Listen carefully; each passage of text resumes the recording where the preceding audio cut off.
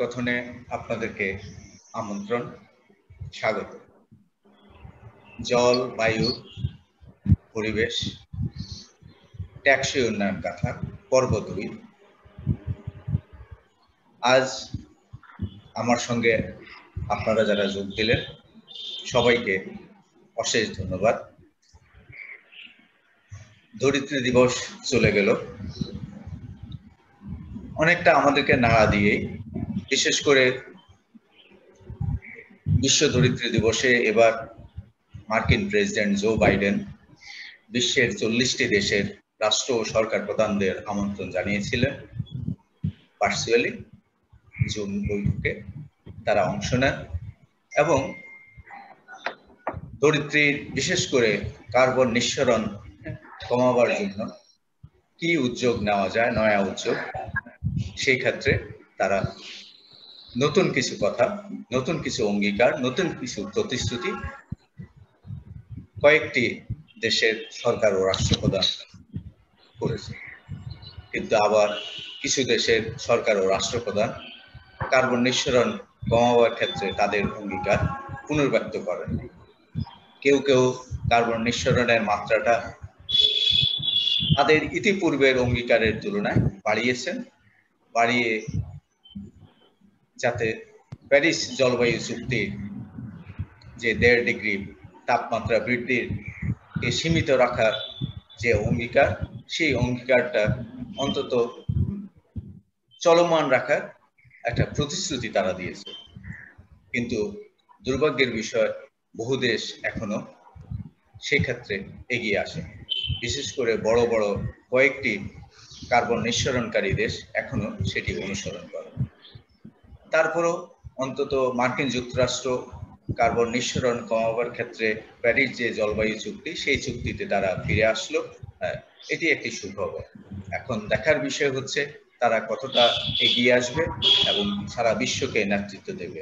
কারণ ঐতিহাসিকভাবে তারাই হচ্ছে সবচেয়ে বড় কার্বন নিঃসরণকারী দেশ। যদিও বর্তমানে গণচীন তাদেরকেও ছাড়িয়ে গেছে, কিন্তু ঐতিহাসিক দায়টা তাদের অনেক বেশি।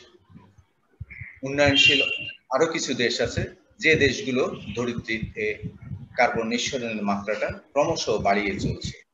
তো আমরা এসব বিষয় নিয়ে কথা বলবো, আর ধরিত্রীকে আমরা যে কতভাবে রক্ষা করতে পারি সেই রক্ষা কবচগুলো নিয়েও আমরা আলাপ করতে চাই। আমাদের এই টেকসই উন্নয়ন গাথা, আমাদের এই পরিবেশ, জলবায়ু কথন, ধরিত্রী কথা। তো আমার সঙ্গে এই মুহূর্তে যোগ দিয়েছেন আইইউসিএন বাংলাদেশের প্রতিনিধি রাকিবুল আমিন, আমাদের বিশ্ববিদ্যালয়ের অধ্যাপক ডক্টর হামিদুল হক, যিনি গ্রামে গঞ্জে মাঠে ঘাটে কাজ করেন। অধ্যাপনার চাইতেও আমার মনে হয় মাঠের কাজটাই তার অনেক বেশি। আমাদের পরিবেশ আন্দোলনের এক বড় কান্ডারি শরীফ জামিল, পরিবেশ অধিদপ্তরের পরিচালক জিয়াউল হক, সুইডেন দূতাবাসের পরিবেশ উপদেষ্টা মাহবুবুর রহমান, এবং আমাদের সঙ্গে সাংবাদিক বন্ধু দৈনিক প্রথম আলোর ইফতেখার মাহমুদ এবং ডেইলি স্টারের রেফায়েতুল্লাহ মৃদা। আপনাদের সবাইকে অশেষ ধন্যবাদ আজকের এই অনুষ্ঠানে যোগ দেওয়ার জন্য। আমরা কথা বলবো ধরিত্রী নিয়ে। ধরিত্রীকে কি করে বাঁচানো যায়? আমরা দেখি যে আমাদের বাংলাদেশ পরিস্থিতি হচ্ছে, বাংলাদেশের পরিস্থিতিমূলক বয়ানটা সুন্দরবন দিয়ে শুরু হয়। এখন সুন্দরবনের বাঘ যদি কোনো একদিন আমরা দেখি নেই, তাহলে এই যে রয়্যাল বেঙ্গল টাইগারের সঙ্গে বাংলাদেশের পরিস্থিতিমূলক বর্ণনা, সেই বর্ণনাটা আমাদের উত্তরসূরিরা, আমাদের পরবর্তী প্রজন্ম কিভাবে দেবে? বা সারা বিশ্বে আমরা রয়্যাল বেঙ্গল টাইগার দিয়ে পরিচিত, সেই পরিস্থিতিটা আর থাকবে না। তাহলে এই যে রয়্যাল বেঙ্গল টাইগার বা এই ডোরাকাটা বাঘ, তাকে রক্ষা করার জন্য আমাদের কার্যক্রমটা আমরা কি আসলে সুন্দরবনকে রক্ষা করি? আমরা কি সুন্দরবন বছরের পর বছর ধ্বংস করিনি? মাইলের পর মাইল, বর্গ কিলোমিটারের পর বর্গ কিলোমিটার আমরা কি উজাড় করিনি? করে করে সুন্দরবনকে প্রায় 1/3 নিয়ে এসেছি, নামিয়ে এনেছি। বাংলাদেশে এক সময় প্রায় 30 ভাগের মতো বনভূমি ছিল। সেই বনভূমি এই মুহূর্তে 10 ভাগেও নেই। স্যাটেলাইটের যদি আমরা পিকচারটা দেখি, ছবিটা দেখি, তাহলে আমরা দেখব যে এটি 7 ভাগ 8 ভাগে উঠানামা করছে সারা দেশে, গোটা দেশে। তো এটি তো কাম্য নয়। অন্তত আমাদের 20 ভাগের মতো বনভূমি থাকা দরকার। টেকসই উন্নয়নের জন্য আমাদের দরকার। জল বায়ুকে সুরক্ষার জন্য আমাদের দরকার। আমাদের যে ফসল চক্র, সেই চক্রটা নষ্ট হয়ে যাচ্ছে। এই যে আমাদের তাপমাত্রা বৃদ্ধির ফলে এবার আমরা কি দেখলাম, এই মুহূর্তেই, এই মাসেই আমরা কি দেখলাম, আমাদের বেশ কিছু মাঠে ফসল চৌচির হয়ে যাচ্ছে, ফেটে যাচ্ছে, ধান ঝরে যাচ্ছে, ছিটা হয়ে যাচ্ছে। এবং এটা কিন্তু বর্গ কিলোমিটার পর বর্গ কিলোমিটারের ফসল জ্বলে গেল মাত্র কয়েক ডিগ্রি তাপমাত্রা উঠানামার কারণে। এই যে আমাদের ফসল হানি, আমাদের জীববৈচিত্র্যের উপরে আমরা আঘাত করি, এই আঘাত প্রত্যাঘাত এগুলো নিয়েই আমরা আজ কথা বলতে চাই। আমি শুরুতেই রাকিবুল আমিনকে অনুরোধ করব তার দরিদ্রী কথনটা, তার গল্পটা সে শোনাবে। কারণ জীববৈচিত্র্য নিয়ে, প্রাণ বৈচিত্র্য নিয়ে আইইউসিএন বাংলাদেশের কার্যক্রম, আইইউসিএন ইন্টারন্যাশনাল ও রিজিওনাল অফিসেও রাকিবুল আমিন কাজ করেছে। তাহলে সে আন্তর্জাতিক প্রেক্ষিতটাও তুলে ধরতে পারবে, বিশ্ব প্রয়াসটাও নিয়েও সে কথা বলতে পারবে। রাকিবুল আমিন। ধন্যবাদ কামরুল ভাই। প্রথমে ধন্যবাদ দিচ্ছি আপনাকে এরকম একটা অনুষ্ঠান আয়োজন করার জন্য। এখন এই করোনা অতিমারি এরকম একটা সময় যেখানে আসলেই আমরা সব ঘরে বন্দী হয়ে আছি এবং মানসিক স্বাস্থ্য ঠিক রাখা এটি একটা বড় চ্যালেঞ্জ। এবং এটা একটা সুযোগও, আমরা যারা অ্যাটলিস্ট একই ধরনের কাজ করি, যে একই সেক্টরে কাজ করি, তাদের সঙ্গে পরস্পরের যোগাযোগটা আরেকটু ঝালিয়ে নেওয়া, নেটওয়ার্কটা আরো স্টাবলিশ করা, আরো শক্ত করা। বলছি এই কারণে জরুরি, কারণ সামনে আরো ভয়ঙ্কর দিন আসছে। এক তো আপনি জলবায়ুর কথা বললেন, অতিমারি এখনো শেষ হয়নি, আরো কিছুদিন চলবে। এবং আমাদের যে প্রয়াস বা যেভাবে আমরা আগাচ্ছি, যে ট্র্যাজেক্টরি অফ ডেভেলপমেন্ট, এইটার প্রভাবটা আমাদের জীববৈচিত্র্য সংরক্ষণ বা জীববৈচিত্র্যের ভবিষ্যতের উপরে যথেষ্ট চ্যালেঞ্জ আছে। এখনই যদি আমরা এই বিষয়টা ভালো মতো না বুঝি, ভালো মতো যদি আমরা অ্যাড্রেস না করতে পারি, তাহলে এই যে জলবায়ু পরিবর্তনের কথা বললেন, তার তো একটা অ্যাডেড প্রেশার আছে। জলবায়ু পরিবর্তনের যে প্রভাবটা, সেটা একটা সিমটম, রোগটা কিন্তু আমাদের নিজেদের মধ্যে। আপনি এই যে বললেন কার্বন নিঃসরণ, শিল্পায়ন, সেগুলো আমরা কদিন আগে বিজনেস স্ট্যান্ডার্ডের সাথে আমরা একটা প্রোগ্রাম করেছিলাম স্বাধীনতার সুবর্ণ জয়ন্তীতে, আমাদের বাংলাদেশের প্রাপ্তি কনজারভেশন সেক্টরে। এবং আমরা যে মধ্য ইনকাম দেশে, মধ্য আয়ের দেশে পরিণত হব, তাতে আমার চ্যালেঞ্জগুলো কি কি, এই যদি আমার জীববৈচিত্র্য এবং সংরক্ষণ এবং development hand in hand, side by side, in parallel চলতে পারে, তার থেকে কতগুলো ইন্টারেস্টিং কথা আসছে। আমি সেগুলোই শোনাই অন্যদের কথা। তার মধ্যে একটা যেটা খুব স্পষ্ট করে আসলো, সেটা হচ্ছে যে আমাদের এই যে আমরা একদিকে বলছি ইকোনমিক ডেভেলপমেন্ট, আবার বলছি জীববৈচিত্র্য সংরক্ষণ, খানিকটা হলেও বলবো যে একটা চ্যালেঞ্জিং পজিশনে। আমাদের আয়তনের দিক থেকে, এটা ডক্টর এনাম বলছিলেন, আমার কাছে খুব ভালো লেগেছে ওনার অ্যানালাইসিস, সেটা আমি আবার রিপিট করছি। আমাদের যে আয়তন দিক থেকে আমরা হয়তো 100তম, কিন্তু ইকোনমির জিডিপির যদি আপনি দেখেন, তাহলে ওয়ার্ল্ডের মধ্যে মানুষ সম্ভবত 45তম। আর এলাকাকে যদি জিডিপি দিয়ে ভাগ করা যায়, তাহলে যদি পার একর যে প্রোডাকশন ক্যাপাসিটি, সেই হিসেবে বাংলাদেশ সম্ভবত 45তম অথবা 43তম। যেখানে বাংলাদেশ 1 একরে 100 ডলার উৎপাদন করে, সেখানে পাকিস্তান করে $15, ইন্ডিয়া করে সম্ভবত $45, থাইল্যান্ড সম্ভবত করে $63। দ্যাট মিনস আমাদের পার ক্যাপিটা উৎপাদনের জন্য যে ন্যাচারাল রিসোর্সের প্রয়োজন সেটা কিন্তু যথেষ্ট। আমরা সবচেয়ে বেশি উৎপাদন করি পার ক্যাপিটা বা পার ইউনিট এলাকাতে এই অঞ্চলে, এই সাউথ এশিয়া অঞ্চলে। এবং আমাদের ইন্ডাস্ট্রিয়ালাইজেশন যদি 8 থেকে 9% বা 10% হয়, তাহলে বুঝেন তাহলে এই ডিম্যান্ডটা আমরা আরো বেশি বাড়বে। ইন্টারেস্টিংলি সিঙ্গাপুর উৎপাদন করে $22,000। এখন তাহলে আমাদেরকে ঠিক করে নিতে হবে যে আমি যেই উৎপাদনশীলতায় যাচ্ছি এবং তার যে প্রেশার ও ন্যাচারাল রিসোর্স পড়বে, সেটা কি আমি আনএবেটেড রাখবো, নাকি আমি এমন কিছু পলিসি বা প্র্যাকটিস আমি একটা পর্যায়ে আমি আনতে পারি। সেটার জন্য IUCN গ্লোবালি এখন বলছে আমরা নেচার বেসড সলিউশন। আগে যেটা ছিল নেচারটা conservation was nature conservation for nature itself. এখন এই শুধু IUCN না, আপনি যদি এই কনজারভেশন হিস্ট্রিটা দেখেন 60s এ 70s এ এই ছিল বিষয়টা। এরপরে নেচার অ্যান্ড পিপল, এটা 90s বা তারপর থেকে শুরু হয়েছে। এখন জোরে সোরে বলা হচ্ছে যে people in the center of the nature conservation as well. মানে আমি নেচারকে যদি কনজার্ভ করতে চাই, তাহলে আমার পলিটিক্যাল ইকোনমিটা বুঝতে হবে, আমাকে কনটেক্সটটা বুঝতে হবে, এবং এমন ভাবে তাহলে ডেভেলপমেন্ট ইনভেস্ট করতে হবে যাতে আমার একটা আউটকাম হিসেবে বায়োডাইভার্সিটি কনজারভেশন হয়, not for the sake of only biodiversity. সেটা আমাদের করতেই হবে, যেমন প্রোটেক্টেড এরিয়া আমাদেরকে এটা মেনটেন করতে হবে। কিন্তু যেখানে আমাদের ডেভেলপমেন্ট হচ্ছে, কথার কথা আমাদের এই যে আমাদের পদ্মা ব্রিজ হচ্ছে, সেখানে আপনি দেখবেন সেখানে একটি নতুন নেচার পার্ক বা প্রোটেক্টেড এরিয়া ঘোষণা করা হয়েছে, এটা বায়োডাইভার্সিটি অফসেট। এটা একটা example of a good practice of nature based solution. এই ধরনের কাজগুলো আমাদেরকে আরো বেশি জোরদার করতে হবে। আর আমাদের, আপনি জানেন যে রেড লিস্ট আমরা পাবলিশ করেছি, এখন প্ল্যান্ট রেড লিস্টের কাজ চলছে।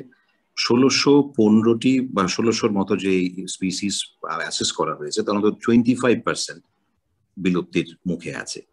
এই সংখ্যাটা, এটা কিন্তু SDG 15-এর একটা ইন্ডিকেটর। এই সংখ্যাটা যত কমানো যাবে, তাহলে আমরা কিন্তু বলতে পারবো যে আমাদের প্রোগ্রেস হচ্ছে SDG বাস্তবায়নের ক্ষেত্রে। এবং এখানে জলবায়ুর কথাও চলে আসে, কারণ একটার সঙ্গে একটা রিলেটেড, কোনোটা আলাদা করে সেক্টরাল ভাবে বলা সম্ভব না যে আমি এইটুকু করলাম, আমি ওইটুকু করলাম না। আমাকে পুরোটাই কিন্তু করতে হবে, এটা হোলিস্টিক সিস্টেম। এই সিস্টেম অ্যাপ্রোচটা আমাদেরকে নিতে হবে। এটা যত বেশি জোরে সোরে নেওয়া যায়। আমরা আরেকটা যেটা সর্বশেষে শেষ করব, এগেইন আমাদের এই ইন্টারভেনশনস গুলো আমরা চিন্তা করি সবসময় সেক্টরাল অ্যাপ্রোচে, অ্যাজ ইফ বায়োডাইভার্সিটি কনজারভেশন বা এই প্রোটেক্টেড এরিয়া ম্যানেজমেন্ট শুধুমাত্র ফরেস্ট ডিপার্টমেন্ট অথবা মিনিস্ট্রি অফ এনভায়রনমেন্টের কাজ। তা কেন হবে? এটি প্রত্যেকটা সিটিজেনের কাজ, প্রত্যেকটা মিনিস্ট্রির কাজ। এইটা যত বেশি স্ট্রেনথেন করা যাবে, তত বেশি আমাদের বলবো যে মেইন স্ট্রিম করতে হবে। একটা সময় মনে আছে আপনারা যখন এনভায়রনমেন্টালিজম শুরু করলেন কামরুল ভাই, 80s এর সময়, সেই তখন কিন্তু এনভায়রনমেন্ট একটা সেক্টর হিসেবে ধরা হতো। এরপরে 90s এর দিকে বলা হলো cross cutting, gender is a cross cutting. তখন আমরা যখন মাত্র শুরু করেছি আপনাদের দেখা দেখি, তখন আমরা একটু হইচই করতাম যে কি ব্যাপার, আমাদের গুরুত্ব কমে যাচ্ছে কিনা। এখন একটু পরে এসে যখন আমরা বুঝতে পারি আসলে এটা ক্রস কাটিং, এটা একার কোনো দায়িত্ব না, এটা সকলের দায়িত্ব। এবং সেই জায়গায় এই ধরনের যত বেশি কনভারসেশন হবে, কনজারভেশন, যত বেশি আমাদের এই ধরনের আলোচনা বাড়বে, যত বেশি নেটওয়ার্ক বাড়বে, যত বেশি আমরা রিচ আউট করতে পারবো, শুধুমাত্র নিজেদের মধ্যে না, অন্যজনকে। আমাকে এখানে ওয়াইল্ড লাইফ ট্রাফিকিং এর জন্য ইন্টারপোলকে ইনভলভ করতে হয়, পুলিশকে ইনভলভ করতে হয়, আমার ডিফেন্সকে ইনভলভ করতে হবে, MPA ম্যানেজমেন্ট, সেখানে আমার নেভি, কোস্ট গার্ড সবাইকে বলছি। আমি নন ট্রেডিশনাল যেটাকে আমরা চিন্তা করি না কনজারভেশন সেক্টরে, তাদেরকেও এখানে ইনভলভ করতে হবে। এটুকু বলে আমি শেষ করি। ধন্যবাদ। অশেষ ধন্যবাদ, চমৎকার ভাবে তুমি সূচনা বক্তব্যটা রাখবার জন্য। অনেক কথাই বললে, এবং এর মধ্যে যেটি প্রণিধানযোগ্য সেটি হচ্ছে যে আমাদের এটি মানে কনজারভেশনটা মানে একটা মন্ত্রণালয়ের কাজ না, এটা আসলে সব মানুষের কাজ, সব নাগরিকের কাজ এবং সব মন্ত্রণালয়ের বিভাগের কাজ। সরকারের সর্বাঙ্গে যদি এটি আসলে প্রসারিত না করা হয় তাহলে, বা ইন্টিগ্রেট না করা হয়, তাহলে কিন্তু আমরা এগোতে পারবো না এবং সংরক্ষণটা করা যাবে না, সম্ভব হবে না। তো সেজন্য আসলে কালেকটিভ উইলটা লাগে, প্রয়োজন। সেটি আনবার জন্য আমি মনে করি যে নাগরিক সমাজেরও একটা বড় উদ্যোগ আছে। তো নাগরিক সমাজের পক্ষ থেকে পরিবেশ আন্দোলন, বাংলাদেশ পরিবেশ আন্দোলন অন্তত 90-এর দশকের পর থেকে শাহজাহান সাহেব এক সময় এর নেতৃত্ব দিলেন। তারপর আমাদের প্রফেসর মুজাফফর স্যার, অধ্যাপক মুজাফফর, তিনি, আমি তাদেরকে স্মরণ করি, তারা আজ নেই আমাদের মাঝে, কিন্তু এই আন্দোলনটাকে বেগবান করবার ক্ষেত্রে তাদের একটা ভূমিকা আছে। প্রফেসর জামিল রেজা চৌধুরী, তিনিও বাংলাদেশ পরিবেশ আন্দোলনের সৃষ্টিতে ছিলেন, তিনিও আজ নেই। এই মানুষগুলোকে, এরা মানে গুণীজন, এরা আমাদের এই মৃত্তিকার সন্তান, তাদেরকে এবং পরিবেশের জন্য তাদের যে অবদান, সেই অবদান স্মরণ করে আমি শরীফ জামিলকে তার বক্তব্য রাখবার জন্য আমন্ত্রণ জানাচ্ছি। শরীফ। ধন্যবাদ কামরুল ভাই। আমি খুবই সৌভাগ্যবান যে আপনাদের মতো গুণী মানুষদের সাথে যোগ দিতে পেরেছি। সবাইকে বাংলাদেশ পরিবেশ আন্দোলন বাপার পক্ষ থেকে শুভেচ্ছা। এবং আপনি ঠিকই বলেছেন, যাদের অবদানের মাধ্যমে বাংলাদেশ পরিবেশ আন্দোলন সুগঠিত সংগঠন হয়েছে, তাদের যারা দিকপাল ছিলেন তাদের নামই আপনি বলেছেন, এবং সকল সাবেক সভাপতির নামই বলেছেন। আরো দুইজন সভাপতি আমাদের ইতিমধ্যে সভাপতিত্ব করেছেন, একজন হচ্ছেন অধ্যাপক আব্দুল্লাহ আবু সাইদ, একজন আবুল মাল আব্দুল মুহিত। ওনারা দুইজন জীবিত আছেন, আর যে কয়েকজনের নাম বলেছেন ওনারা আমাদের ছেড়ে চলে গেছেন। আমি সবার আত্মার শান্তি কামনা করি। আমরা খুব গুরুত্বপূর্ণ একটা বিষয়ে আলোচনা করে যাচ্ছেন আপনি, সেটা দীর্ঘদিন থেকেই আপনি এই বিষয়টা নিয়ে খুব ডেডিকেটেড ভাবে বাংলাদেশকে নেতৃত্ব দেন নাগরিক সমাজের পক্ষ থেকে। এবং আজকে যে মুহূর্তে আমরা আলোচনাটা করছি, এই মুহূর্তে কিন্তু 5 বছর আগে যে ক্লাইমেট টক যেরকম করেছিল, বা যতটুকু তথ্যের ভিত্তিতে যে গুরুত্ব নিয়ে পৃথিবীতে জাতিসমূহ আলোচনা করত, আজকে সেই অবস্থায় নাই। আজকে প্ল্যানেট তার এক্সিস্টেন্সের কোয়েশ্চেন দাঁড়িয়েছে। অনেকে এরকমও প্রেডিক্ট করছেন যে আমরা যদি এটাকে লাগাম না ধরতে পারি তাহলে মানব জাতিও বিলুপ্ত হয়ে যেতে পারে। কাজেই আমি আজকের আলোচনায় দুইটি বিষয়ে আমার কিঞ্চিত দ্বিমত আপনাদের কাছে উপস্থাপন করার চেষ্টা করব। আপনারা যদি এতে কোনো সাপ্লিমেন্টারি আমাকে যুক্তি বা বুদ্ধি দিতে পারেন, আমি উপকৃত হব। একটা হচ্ছে, আমি উন্নয়ন ধারণাটার সম্পর্কে একটু বলতে চাইবো, যে উন্নয়নের ধারণার যে ফিলোসফিক্যাল ডেফিনেশন বা আন্ডারস্ট্যান্ডিং, সেটাকে সমূলে চিন্তা করতে হবে, বিপরীতমুখী চিন্তা করতে হবে, কিংবা অন্যভাবে চিন্তা করতে হবে। যেমন আজকে যারা উন্নত দেশ, তারা যে প্রক্রিয়ায় উন্নত হয়েছে, সেই প্রক্রিয়াটা যদি সঠিক হতো তাহলে আজকে পৃথিবী এরকম ঝুঁকিপূর্ণ হতো না। এবং আমি মনে করি না যে উন্নয়ন প্রক্রিয়া মানুষের জীবনকে হুমকির মুখে ফেলে দেয়, সেটাকে উন্নয়ন বলা যেতে পারে। কাজেই উন্নয়ন কিরকম হবে সেটা একটা বুঝতে হবে। যেমন আমি রাকিব ভাইয়ের উদাহরণ দিয়ে বলি, পদ্মা ব্রিজ একটা আমাদের বড় একটা উন্নয়নের বিষয়, কিন্তু 250 বছর আগে ব্রিটিশ পার্লামেন্টে বিতর্ক হয়েছিল যে এই জনপদের যোগাযোগ ব্যবস্থা কি নৌপথে হবে না সড়ক পথে হবে। তখন দুই পক্ষ এত বিতর্ক হয়েছিল যে তাদের মধ্যে ভোটাভুটি হয়েছিল। এগুলি তো মিনিটসে আছে, ব্রিটিশ পার্লামেন্টের কার্যবিবরণীতে এগুলি আছে। তখন যারা নৌপথের পক্ষে ছিলেন তারা হেরেছিলেন ভোটে, এবং তারা বলেছিলেন যে তোমরা তো ভোট দিবা এই যে নৌপথের বিরুদ্ধে, কারণ তোমরা তো গিয়েছো সেই জাতির কাছ থেকে রিসোর্সটা নিয়ে আসার জন্য। ওই জাতি বুঝবে শত শত বছর পরে তাদের কি ক্ষতি তোমরা করে আসলা। আজকে দেখেন আমাদের সমস্ত যোগাযোগ ব্যবস্থা হচ্ছে ইস্ট এবং ওয়েস্ট, আর আমাদের নদীপথ সমস্ত নর্থ এবং সাউথ। আমরা যদি আমাদের এই নদী ভিত্তিক নেটওয়ার্কটাকে, এই নদী বিধৌত পলিভূমি দ্বারা গঠিত দেশটাকে গড়ে তুলতে পারতাম, তাহলে হয়তো পদ্মা ব্রিজের প্রয়োজনই হতো না।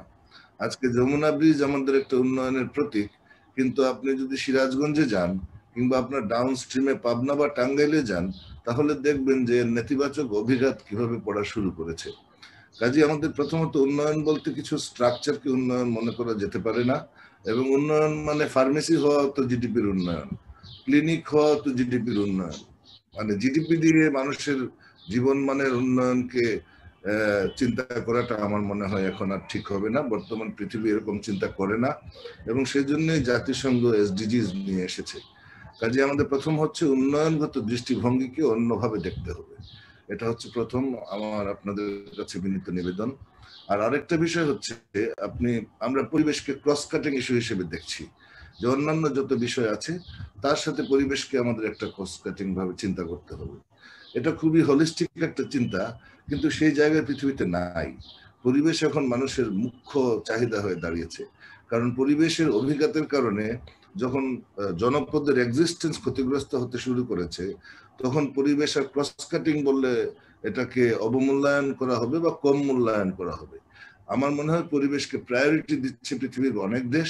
এটার অনেক উদাহরণ রয়েছে। আপনারা দেখবেন উন্নত দেশসমূহ তাদের ফসিল ফুয়েল ভিত্তিক যে উৎপাদন, সেটা থেকে তারা বেরিয়ে আসছে।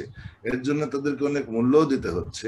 ইউনাইটেড স্টেটস অফ আমেরিকা এখানে যে আসছে বা এতদিন যে আসে নাই, তার যে কারণ সেটাও তো আমাদের বুঝতে হবে, যে তার অর্থনৈতিক ইন্টারেস্ট, গণচীনের অর্থনৈতিক ইন্টারেস্ট, ভারতের অর্থনৈতিক ইন্টারেস্ট, এটা যার যার জাতিগত অবস্থান থেকে যদি চিন্তা করেন, তাহলে এই পরিবেশকে যদি তারা প্রাধান্য না দিত, তাহলে হয়তো এই জায়গায় আজও আসতো না যে 1.5 ডিগ্রিতে আমাদের নামিয়ে নিয়ে আসতে হবে। এই আলোচনাটা টিকতোই না, অনেকদিন তো ছিল না, কিয়োটো প্রটোকলে ছিল না। কাজে আমি বিশদ আলোচনা করে সময় আর না নিয়ে আমি শুধু এই দুইটা ফিলোসফিক্যাল জায়গায় আমরা যে আলোচনাটা করছি, সেই আমি রাকিব ভাইয়ের আলোচনার প্রেক্ষিতেই কিন্তু এটা বললাম, ওনার সাথে বিতর্ক করার জন্য নয়, ওনাকে এডিশন করার জন্য। আমি নিশ্চয়ই মনে করি উনিও একইভাবেই চিন্তা করেন, তবে আমাদের চিন্তাটাকে এই জায়গাটাতে একটু সুসংহত করতে হবে, ঐক্যবদ্ধ করতে হবে, এবং এটাকে আরো বলিষ্ঠভাবে বলতে হবে। কারণ আমি শেষ করি দুইটা কথা দিয়ে। একটা হচ্ছে যে আপনি সুন্দরবনের কথা বলেছিলেন, আমাদের বুঝতে হবে সুন্দরবন এই জায়গায় এরকম কেন। এই জায়গায় সুন্দরবন না হয়তো সুন্দরবনটা আরো উপরে হতে পারতো, হলো না তো। এটার কারণ আমাদের জানতে হবে এবং বুঝতে হবে যে গত মাসে যে কীর্তনখোলা নদীর পানি লবণাক্ত হয়ে গিয়েছে, বা বিষখালী নদীর পানি যে হঠাৎ করে নোনা হয়ে গিয়েছে, তার অভিঘাত সুন্দরবনের উপর পড়বে বা পড়ছে, 40 বছর ধরেই পড়ছে। আর আরেকটা বিষয় আমাদের মনে রাখতে হবে, জলবায়ু পরিবর্তনের যে অভিঘাত, হিমালয়ান গ্লেশিয়ার গলে যাচ্ছে, কিন্তু হিমালয়ান গ্লেশিয়ার যে সমস্ত কান্ট্রি শেয়ার করছে, সেই কান্ট্রিগুলি তো স্টেট পর্যায়ে গ্লেশিয়ার নিয়ে কোনো আলোচনা হয়েছে বলে আমার জানা নেই। কাজে আমরা অনেক বড় বড় বিষয়কে অবজ্ঞা করছি। আমাদের এক্সিস্টেন্সের কোয়েশ্চেন তো অবশ্যই আছে, আমরা একটা ফ্ল্যাট কান্ট্রি, নদীর উপকূলের কান্ট্রি। কাজে এগুলি নিয়ে আপনারা আরো বেশি আলোচনা করবেন, আরো বিশদ আলোচনা করবেন। আমি যুক্ত থাকতে পারলে তো সৌভাগ্যবান, না হলেও ভালো। যখন না এরপরে আবার বলবে তো তুমি, আরো বলতে হবে তো, এটা তো শুরু মাত্র। অশেষ ধন্যবাদ। আসলে হচ্ছে কি যে এটা হলো টেকসই উন্নয়ন, এক পরিবেশ টেকসই উন্নয়নের শখের মধ্যেই আমাদেরকে রাখতে হবে, এবং এই কথাটা, এই ধারণাটা আমরা কিন্তু 70 দশকেই পেয়েছি। এবং 80 দশকের শুরুতে বাংলাদেশ পরিবেশ সাংবাদিক ফোরাম যখন 1983 সালে গঠন করা হয়, সেই সময় আমাদের প্রাক্তন পররাষ্ট্র সচিব এবং পরবর্তীকালে যিনি অর্থমন্ত্রী ছিলেন শামস কিবরিয়া সাহেব, তিনি কিন্তু তখন ইউএনএসকেপের এক্সিকিউটিভ সেক্রেটারি 1983 সালে। সেই সময় তিনি কিন্তু এই ধারণাটা আমাদের মধ্যে প্রথিত করবার চেষ্টা করেছেন, এবং তার উদ্যোগে বাংলাদেশে পরিবেশ সাংবাদিক ফোরাম হয়, এবং পরিবেশ মন্ত্রণালয় গঠনের জন্য তিনিই কিন্তু আমাদেরকে উদ্বুদ্ধ করেছিলেন আন্দোলন করবার জন্য, রাজপথে মিছিল করবার জন্য।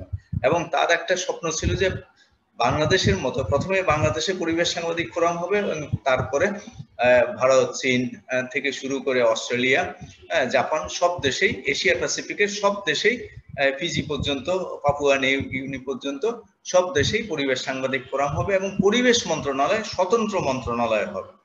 তাহলে পরিবেশের কাজটা এগিয়ে যাবে, পরিবেশ প্রাধিকার পাবে। তুমি যে কথাটা বললে জামিল, সেই প্রাধিকারটা পাবে। আবার এটা টেকসই উন্নয়নটাও কিন্তু পরিবেশ ও বন মন্ত্রণালয়ের ইয়েতে, রুলস অফ বিজনেসে, অ্যালোকেশন অফ বিজনেসে পরিবেশ মন্ত্রণালয়ের দায়িত্ব। সেই কারণে রিও সামিটে কিন্তু পরিবেশ মন্ত্রণালয়ই কিন্তু লিড দিয়েছিল, অথবা রিও+10 জোহান্সবার্গে পরিবেশ মন্ত্রণালয়ের নেতৃত্বেই আমরা গিয়েছিলাম। তো এইরকম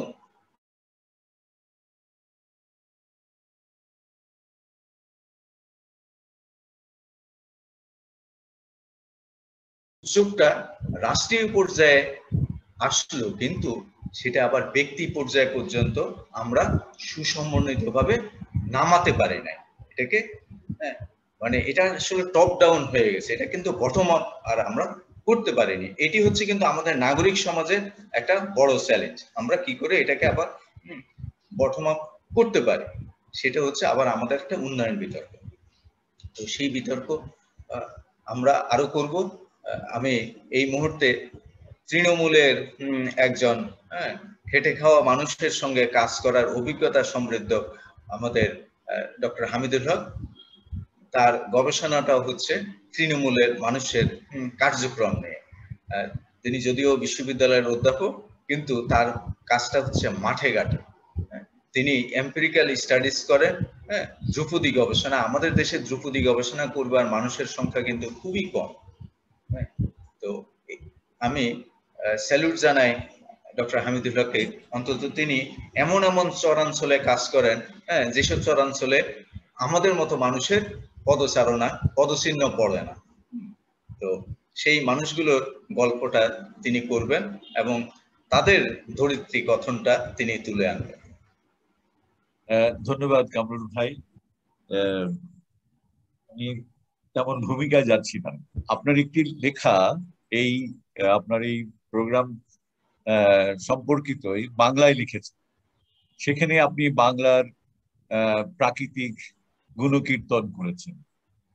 তাহলে আর একটু আগে আমি শরীফ ভাইয়ের কথার সূত্র ধরে একটু কথা বলে নিয়ে তারপরে আমি আমার গবেষণা ভিত্তিক যে ক্ষুদ্র জ্ঞান অর্জন করেছি সেটা কিছুটা আমি তুলে ধরার চেষ্টা করি।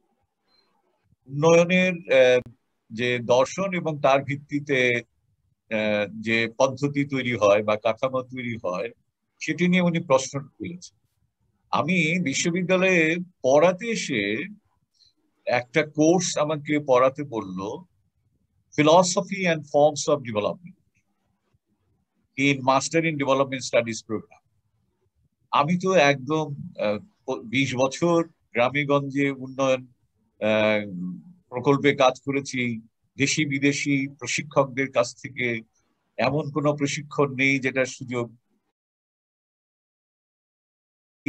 উন্নয়নের দর্শন আমি পড়াবো এই সাহস আর আমার হলো না। তখন আমি একটু পড়াশোনা করতে গিয়ে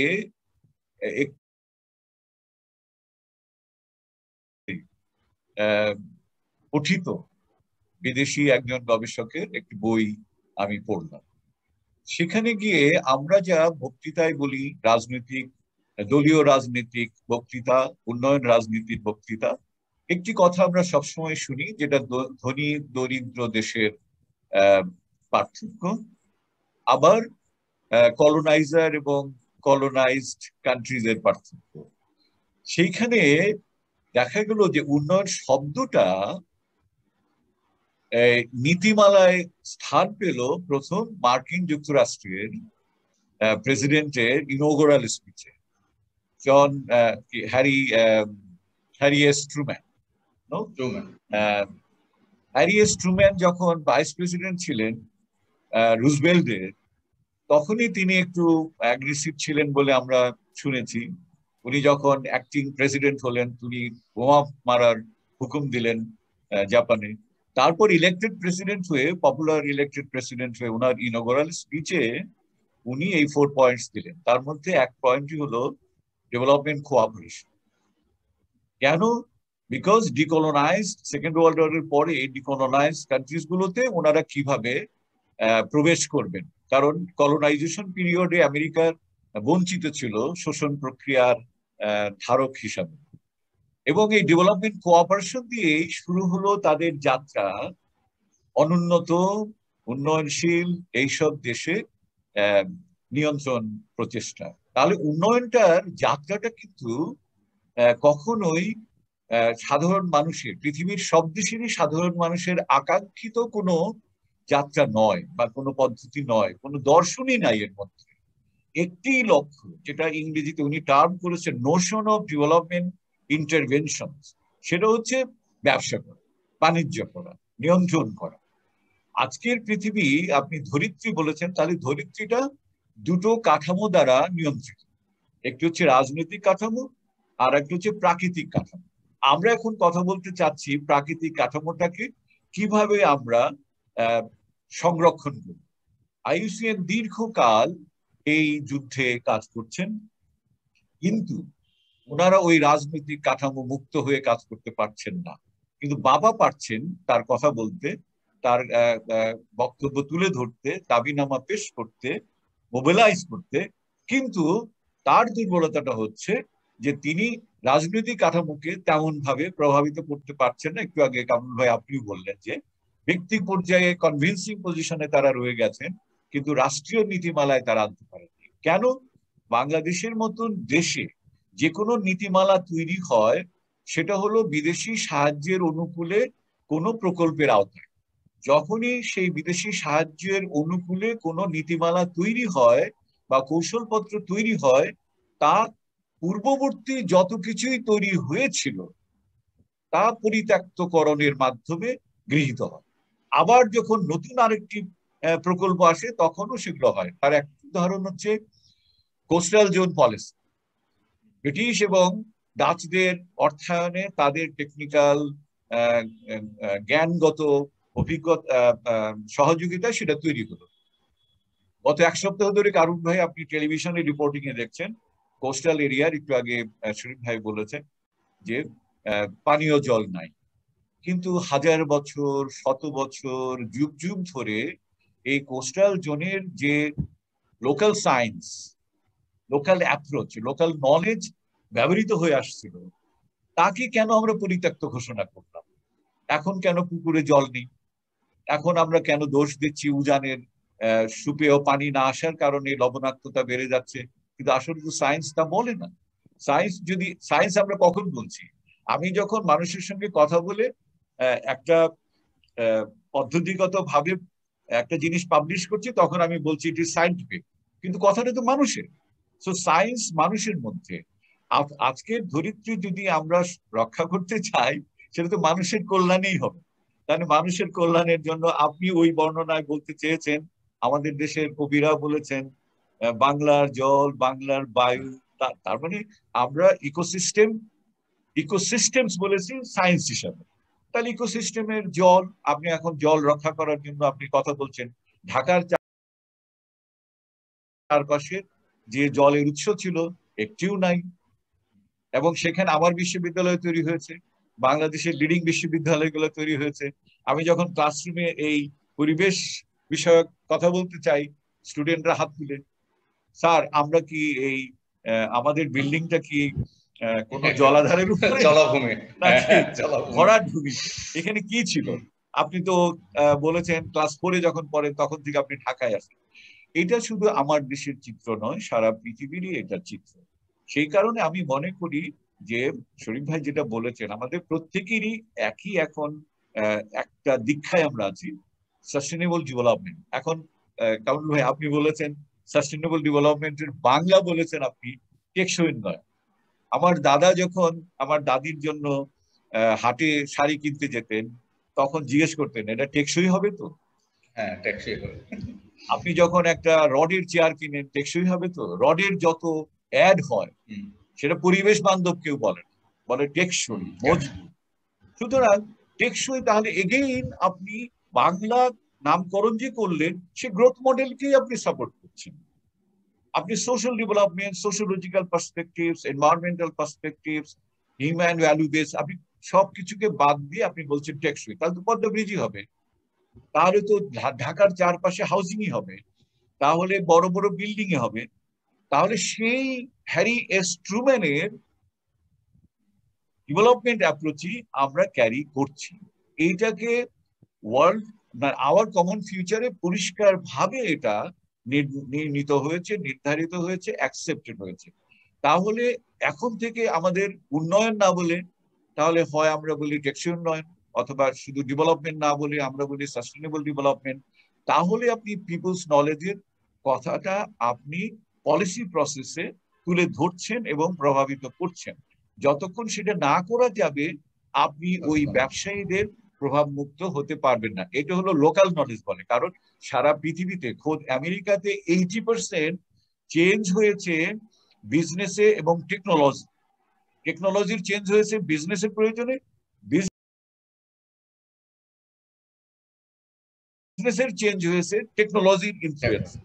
কাজে সেই টেকনোলজি তো মানুষের জন্য উপযোগী নয়, সবসময় সব টেকনোলজি মানুষের জন্য উপযোগী নয়।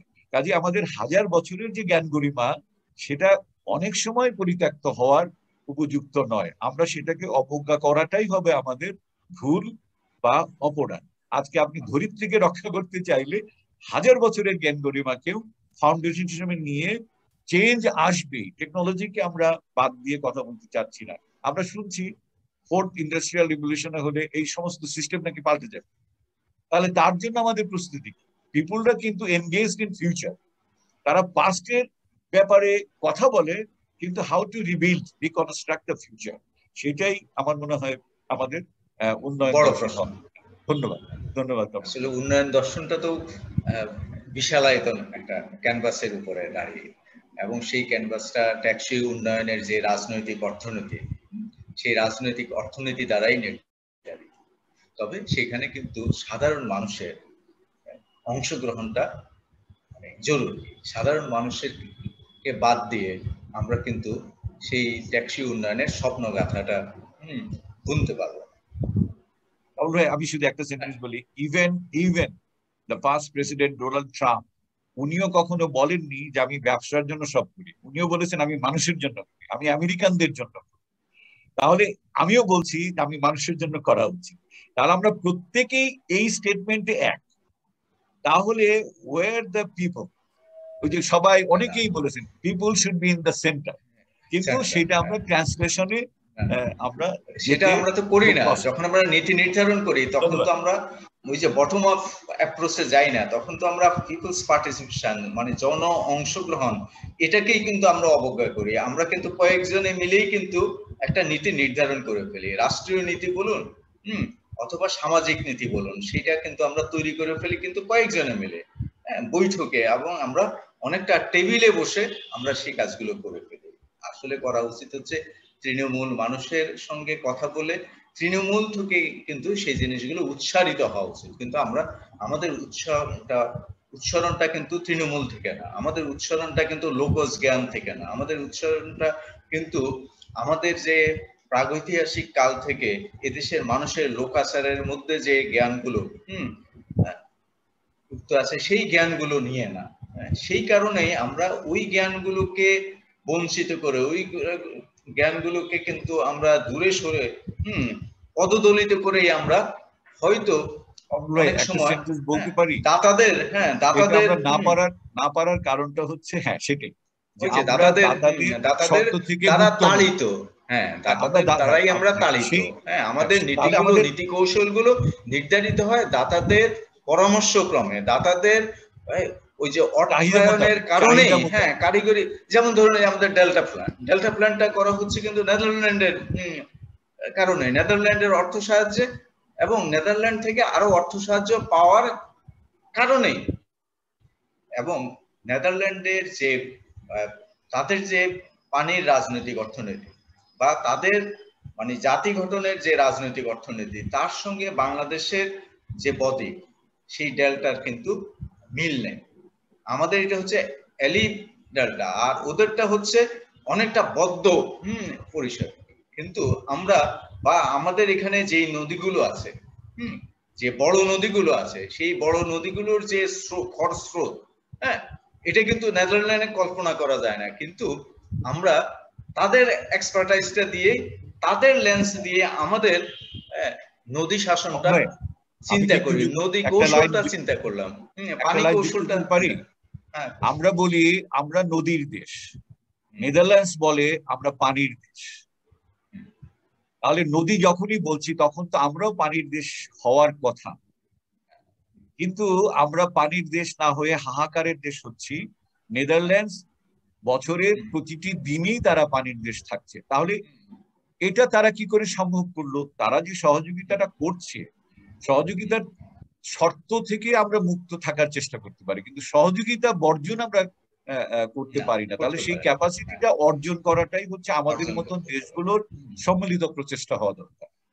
ধন্যবাদ। সম্মিলিত প্রচেষ্টার জন্য তো আমাদের ওইরকম বিশেষজ্ঞ জ্ঞান, ওই যে লোকজ জ্ঞান, বিশেষজ্ঞ জ্ঞান, এটার সুসমন্বয় দরকার ছিল। কিন্তু আমাদের যারা বিশেষজ্ঞ বলে পরিচিত তারা কিন্তু মানে অধিকাংশ সময় সেই জ্ঞানটা ব্যবহার করেন, তাদের যে বিশেষজ্ঞ জ্ঞান সেই জ্ঞানটা ব্যবহার করেন। তারা কিন্তু তাদের যারা কাউন্টার পার্ট তাদের দ্বারাই প্রভাবিত হয়েছেন এবং তাদেরটাই বলা যায়। কারণ হচ্ছে তারা কিন্তু অধিকাংশই লেখাপড়া করতে পছন্দ করেন না।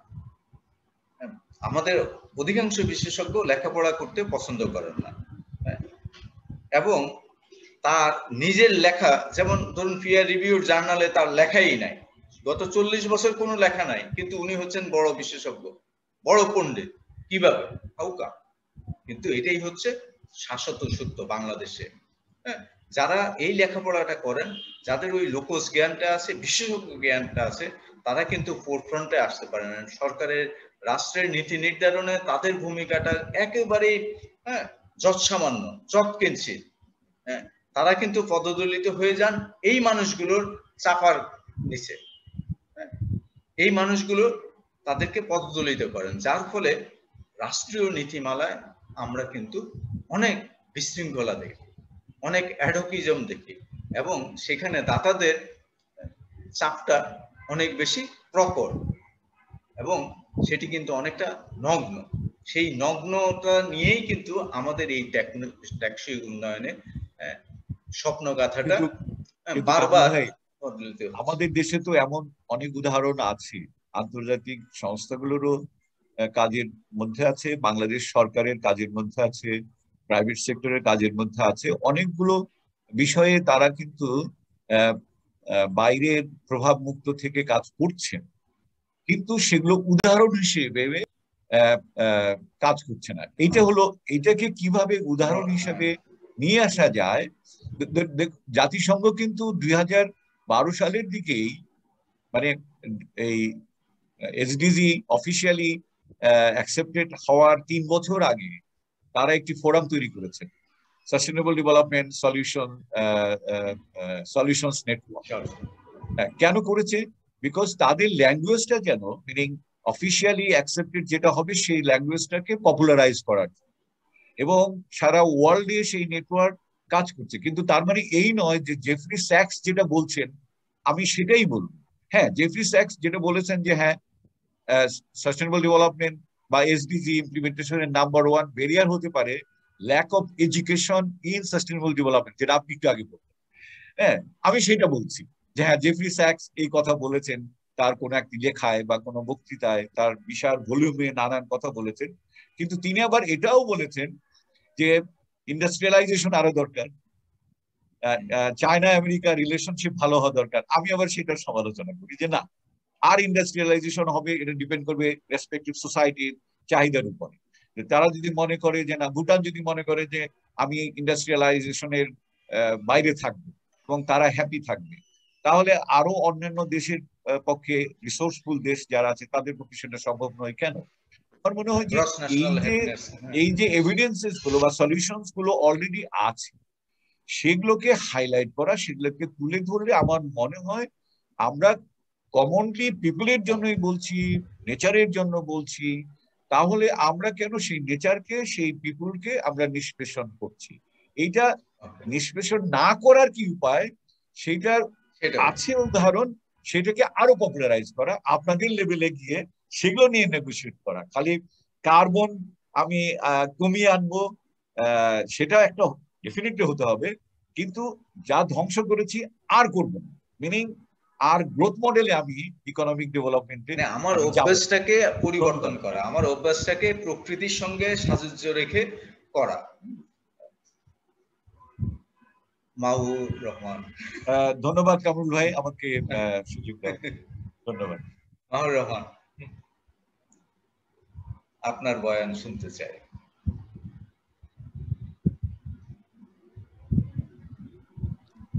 ধন্যবাদ কামরুল ভাই এইখানে আজকে কথা বলার সুযোগ দেওয়ার জন্য। সবাইকে ধন্যবাদ, অনেক সুন্দর আলোচনা শুনলাম, খুব ভালো লাগলো। এবং আমার মনে হয় যে এই ধরনের আলোচনা আমাদের প্রয়োজন অবশ্যই হবে।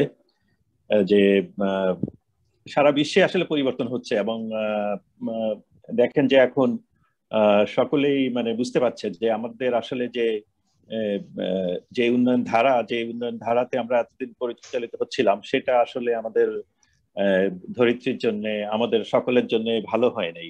এটার এইখানে পরিবর্তন দরকার। এবং আমার কাছে মনে হয় যে খুব ভালো লাগলো আমার কাছে যে জামিল ভাই যেই কথা বললেন যে আসলেই মানে এতদিন আমরা একটা ধারাতে উন্নয়ন হয়েছে পৃথিবীতে, এখন আমার মনে হয় যে এইখানে মানে বড় রকমের চিন্তা ভাবনার দরকার আছে যে উন্নয়ন ধারাটা আসলে কেমন হবে, যে প্রকৃতির থেকে আমরা কি শুধু নিবই, নাকি প্রকৃতিকে সাথে নিয়ে আমরা উন্নয়ন করবো, যেন প্রকৃতিও টিকে থাকে আমরাও টিকে থাকি, এরকমের একটা পর্যায়ে যাওয়া দরকার কিনা সেটা। তো এইখানে যেটা এখন সারা বিশ্বে হচ্ছে এখন যে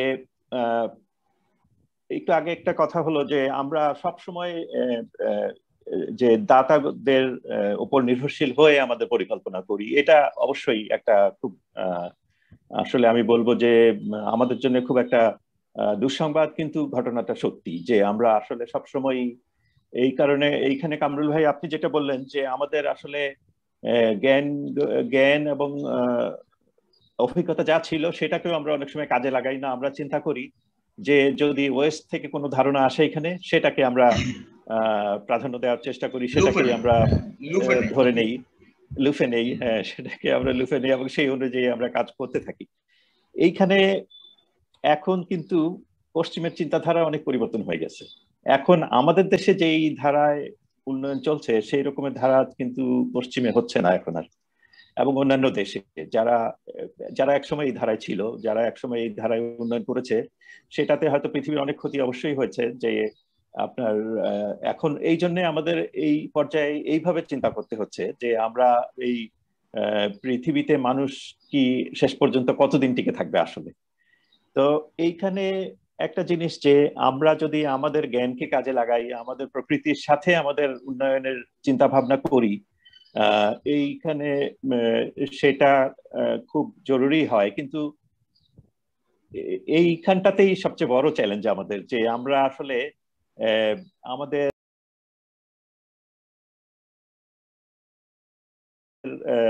যারা এই সমস্ত উন্নয়ন কাজে জড়িত, যারা এই সমস্ত কাজের দায়িত্ব প্রাপ্ত, তাদের এইখানটাতে কতটা আন্ডারস্ট্যান্ডিং, কতটা বিশ্বাস এখানে যে আসলে যদি সত্যিকার অর্থে যদি আমরা সাস্টেনেবল উন্নয়নের কথা বলি, সেটাতে আমাদের শুধু প্রকৃতির কিছু উন্নয়ন করে প্রকৃতির দিকে একটু প্রকৃতির কথা বলে আমাদের উন্নয়নটা আমরা যেভাবে ছিল সেভাবেই করলাম, এটা না।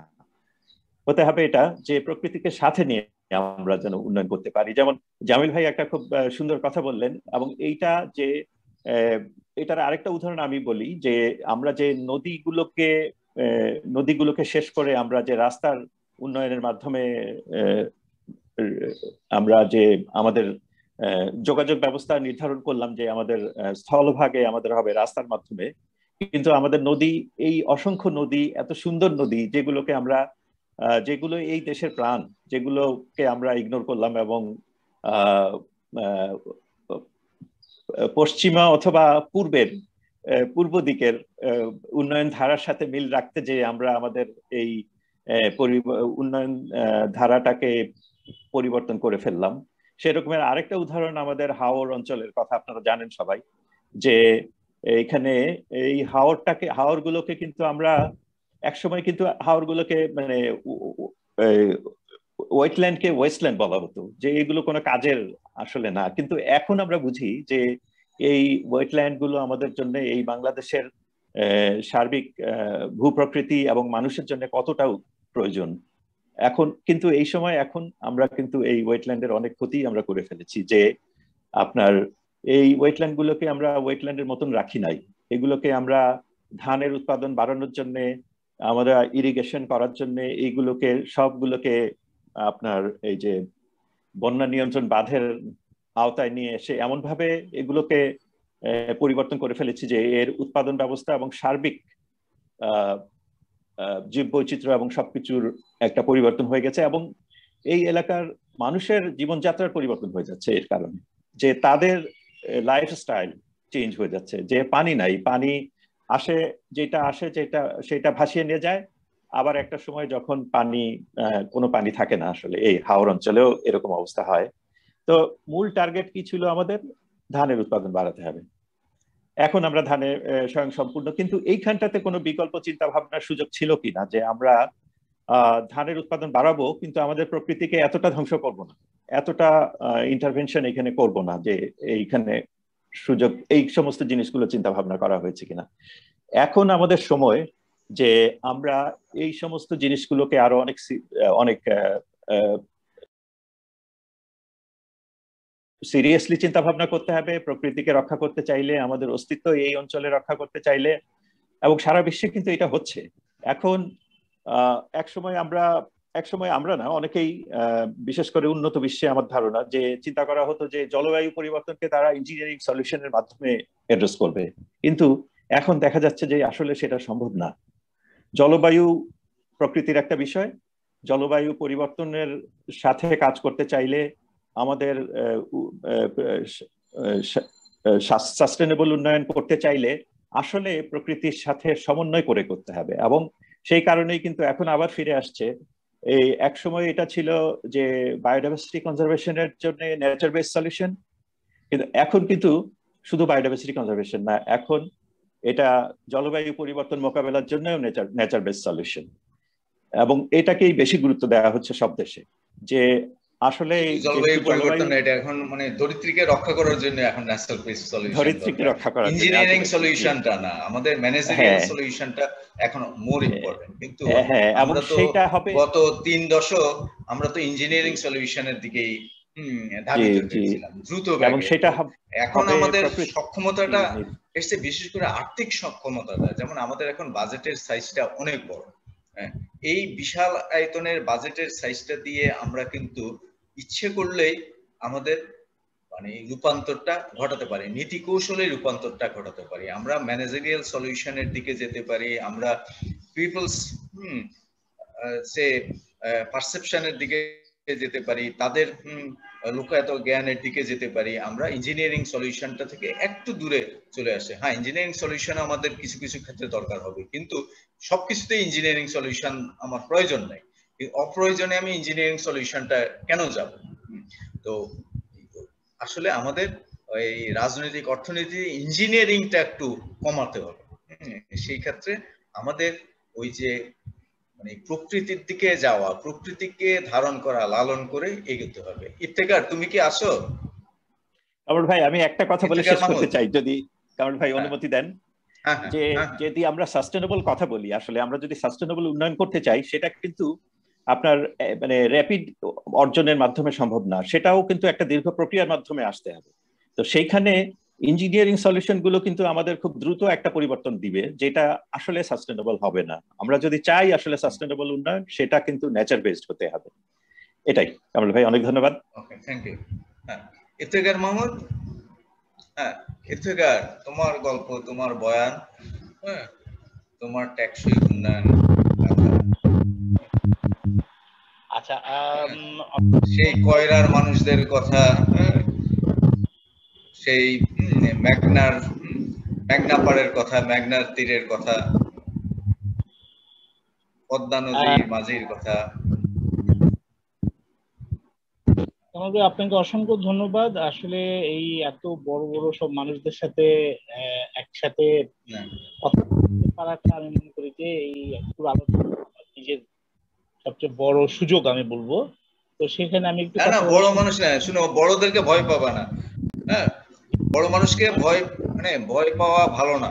হ্যাঁ, তোমারও এখন বয়স হয়েছে, তুমিও বড় হয়ে গেছো যথেষ্ট। হ্যাঁ, ভয়কে জয় করো। হ্যাঁ, জয় করে সাহস করে কথাগুলো বলো, খাঁটি কথাগুলো বলো। এই কথা বলার চেষ্টা করতেছি। তো আমি আসলে একটু বলতে চাই যে আসলে আপনারা এতক্ষণ যে আলোচনাগুলো করলেন, যে আমাদের এমন একটা সময় আমরা এসে পড়ছি, যেটা আসলে এই এতক্ষণে আপনাদের আলোচনায় নানাভাবে ইঙ্গিত পূর্ণভাবে আসছে, কিন্তু আমি ওই আলোচনাটা দিয়ে শুরু করতে চাই। যে এই যে একটা ধরেন কোভিড-19 সিচুয়েশনের মধ্যে আমরা এবার পৃথিবীতে প্রথমবারের মতো বিশ্ব ধরিত্রী দিবস পালন করলাম, এবং এখানে আমরা বলতেছি যে হ্যাঁ সবাই মিলে চেষ্টা করলে পৃথিবী রিকভারি সম্ভব। তো এই সিচুয়েশনটা আসলে কেন হইলো, এই সিচুয়েশনটার উৎপত্তির প্রেক্ষাপটটার অনেকগুলো বিষয় আসলে এখানে রাকিবুল আমিন ভাই এবং অন্যান্য যারা আলোচনা করলেন তাদের আলোচনায় আসলে নানাভাবে উঠে এসেছে। তো আমি আসলে আমার নিজের কথা দিয়েই শুরু করি, যেহেতু কামরুল ভাই বললেন যে আমার নিজের অভিজ্ঞতা, কাজের এক্সপিরিয়েন্সের জায়গা থেকে জিনিসটা শুরু করা। তো আমি আসলে এমন একটা সময় এসে আমার সাংবাদিকতার শুরু করি 4-5-এর দিকে। তখন বাংলাদেশের আসলে 60-এর দশকের যে মানে স্ট্রাকচারাল ডেভেলপমেন্ট, আমাদের মানে অবকাঠামো ভিত্তিক, হ্যাঁ অবকাঠামো ভিত্তিক উন্নয়নের একটা ক্ষয়ের সময় এসে আমরা আসলে ঢুকলাম। কিভাবে ক্ষয় আমি একটু উদাহরণ দিয়ে বলি।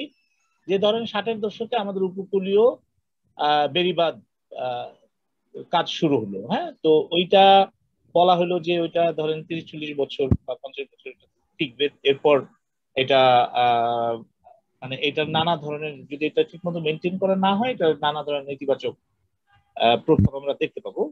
আপনার আমরা যখন আসলে প্রথম সাংবাদিকতায় আসি, আমার প্রথম 2005 সালে আমি আমাদের যশোর খুলনার যে ভবদহ এলাকার জলাবদ্ধতা, সেই জলাবদ্ধতা নিয়ে রিপোর্ট করার মধ্য দিয়ে আমার বেসিক্যালি বলতে পারেন যে এই পরিবেশ ইস্যুতে কাজের সূত্রপাত। তো ওই সময় কাজ করতে গিয়ে আমি দেখতে পাই যে স্থানীয় অনেকে বলতেছিলেন যে এখানে আসলে উন্নয়ন করতে গিয়ে প্রকৃতির 12টা বাজায় দেওয়া হয়েছে। নদী যেভাবে চলতেছিল, সেই নদীর যে স্বভাব, ওইখানকার মানুষের যে বৈশিষ্ট্য এবং জীবন জীবিকার যে ধরন, সেইটাকে আমলে না নিয়ে এখানে অবকাঠামো নির্মাণ করা হয়েছে, রাস্তা বানানো হয়েছে, বেড়িবাঁধ বানানো হয়েছে। তো সেগুলো বেড়িবাঁধ গুলো অনেক জায়গায় ভেঙে যাচ্ছে, পানি ঢুকে যাচ্ছে, বেড়িবাঁধ উঁচু হয়ে আছে আর ভূমি নিচু হয়ে গেছে। ফলে পুরো ওই এলাকাটা, বিশেষ করে সাতক্ষীরা, খুলনা, যশোরের একটা বিস্তীর্ণ এলাকা অনেকটা থালার মতো হয়ে গেছে, যেটা আমাদের হাওড় এলাকায় আমরা যেটা দেখি যে একটা প্লেটের মতো, হ্যাঁ, পানি চারপাশে বাঁধ, মাঝখানে একটা জলাভূমি, তার মাঝখানে ছোট ছোট দ্বীপের মতো বসতি এলাকা। তো আমাদের উপকূলীয় এলাকার অবস্থা আসলে ওইরকম হয়ে গেছে। কিন্তু আমরা যদি একটু ব্যাকগ্রাউন্ড ইনফরমেশনের দিকে একটু, যখন আমি যাওয়ার চেষ্টা করছি, যে উপকূলটা আগে এরকম ছিল না। সেখানে আপনার ক্রুজ মিশনের মাধ্যমে যে আপনার প্রস্তাবনা দেওয়া হয়েছিল 60-এর দশকে, যেটার মধ্য দিয়ে আমাদের পানি উন্নয়ন বোর্ড নামক একটা প্রতিষ্ঠান তৈরি হয়েছে, সেটা আমি বলবো যে আমাদের এই অঞ্চলে, বিশেষ করে আমাদের বাংলাদেশ যে ভূখণ্ড, সেখানে আপনার মেগা ডেভেলপমেন্ট ডিসকোর্সের শুরু, যে উন্নয়ন করতে হলে বড় অবকাঠামোর মধ্য দিয়ে আসলে উন্নয়ন করতে হবে। তো এটা নিয়ে অনেক সমালোচনা হয়েছে। আমরা সমালোচনার বিভিন্ন পর্যায়ে আমরা দেখছি, এবং আমি যখন রিপোর্ট করতে আসি তো তখন এই সমালোচনাগুলো আসলে বলবৎ ছিল। তো 2006-07-এর দিকে প্রথম বাংলাদেশে, তখন ধরেন কামরুল ভাইরা হয়তো এর আগে থেকে এগুলোর সাথে ইনভলভ ছিলেন, কিন্তু অ্যাজ এ রিপোর্টার আমি জলবায়ু পরিবর্তনের বিষয়টা আপনার প্রথম মানে আমি যে এটার ব্যাপারে ইন্ট্রোডিউস হই 2006 সালে, যখন আপনার 2006 না 2007-এ যখন আপনার আইপিসিসির যে ফোর্থ অ্যাসেসমেন্ট রিপোর্ট যেটা রিলিজ হয়, যেখানে বলা হয় যে বাংলাদেশের উপকূলীয় এলাকার 30% ডুবে যাবে, 3 কোটি মানুষ আপনার বাস্তুচ্যুত হবে, তারপর আমাদের ধানের উৎপাদন কমবে, আমাদের গমের উৎপাদন কমবে, ব্লা ব্লা। এবং তাহলে কি করতে হবে এখন? তখন যখন আমরা দেখলাম যে এই ব্যাপারে আসলে আমাদের এই যে জলবায়ু আইপিসিসির যে রিপোর্ট, সেই রিপোর্টের প্রেক্ষিতে আমাদের যে সমাধান কি হবে, সেইটা আমরা দেখলাম যে একদিক থেকে কিছু প্রকৌশলী সমাধানের পথ দেখাচ্ছেন যারা বিভিন্ন আন্তর্জাতিক সংস্থার গুরুত্বপূর্ণ বা দেশীয় নীতি নির্ধারণের গুরুত্বপূর্ণ জায়গায় আছেন, আরেকদিকে অর্থনীতিবিদরা সমাধানের পথ দেখাচ্ছেন। হ্যাঁ, বাংলাদেশ অর্থনীতি সমিতি যেটা আছে, ওই সময় তাদের পক্ষ থেকে জাতীয় প্রেস ক্লাবে, ঢাকা রিপোর্টার্সে প্রেস কনফারেন্স করা হলো, হ্যাঁ, যে বলা হলো যে আমাদেরকে এখন অর্থনৈতিক পরিকল্পনা, পঞ্চবার্ষিক পরিকল্পনার ভিতরে জলবায়ু পরিবর্তনের বিষয়টা যুক্ত করতে হবে।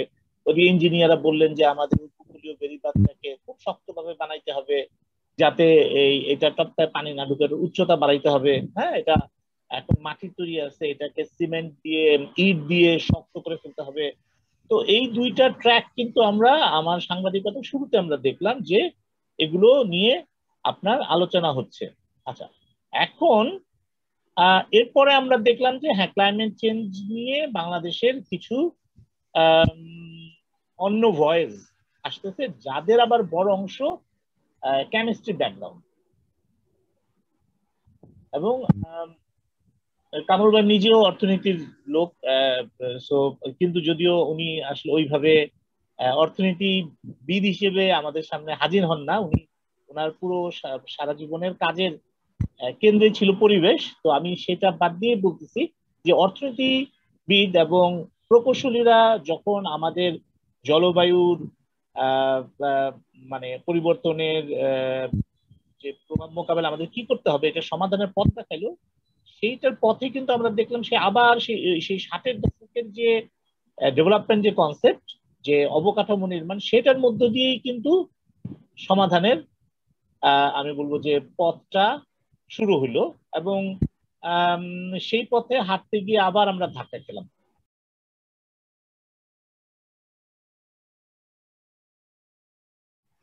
আমরা কিভাবে ধাক্কা খেলাম, যে দেখা গেল যে জলবায়ু তহবিল নামে একটা তহবিল বানানো হইল। হ্যাঁ, তো জলবায়ু তহবিল বানানোর 2010-এ জলবায়ু তহবিল ট্রাস্ট ফান্ড, সেই ট্রাস্ট ফান্ডের মধ্য দিয়ে প্রচুর মানে বাংলাদেশ বিশ্বে সাড়া ফেললো।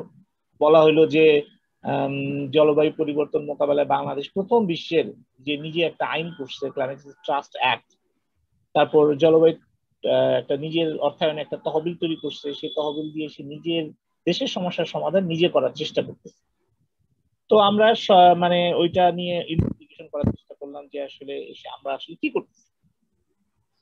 তো কি করতেছি করতে গিয়ে ইন্টারেস্টিং মজার, মানে এখানে একটু আমি জিনিসটা একটু ফানি ভাবে বলতেছি, আপনারা আমাকে একটু পাতলা ভাবে নিন না। তারপরেও একটু বলি আর কি, যে প্রথম যখন আমি আসলে ক্লাইমেট চেঞ্জ ফান্ডে সেটা জানার জন্য আমি একটা খুলনার একটা এনজিওর ঠিকানা পাই, যারা 2 কোটি টাকা জলবায়ু তহবিল পাইছে। তো আমি ভদ্রলোককে ফোন দিলাম যে আপনি তো তহবিল পাইছেন, কি করতেছেন? বলে যে আমি তো জলবায়ু পরিবর্তন এই কাজ করছি। আমি বললাম যে আপনি কি করেন? আমি কম্পিউটার ঠিক করি।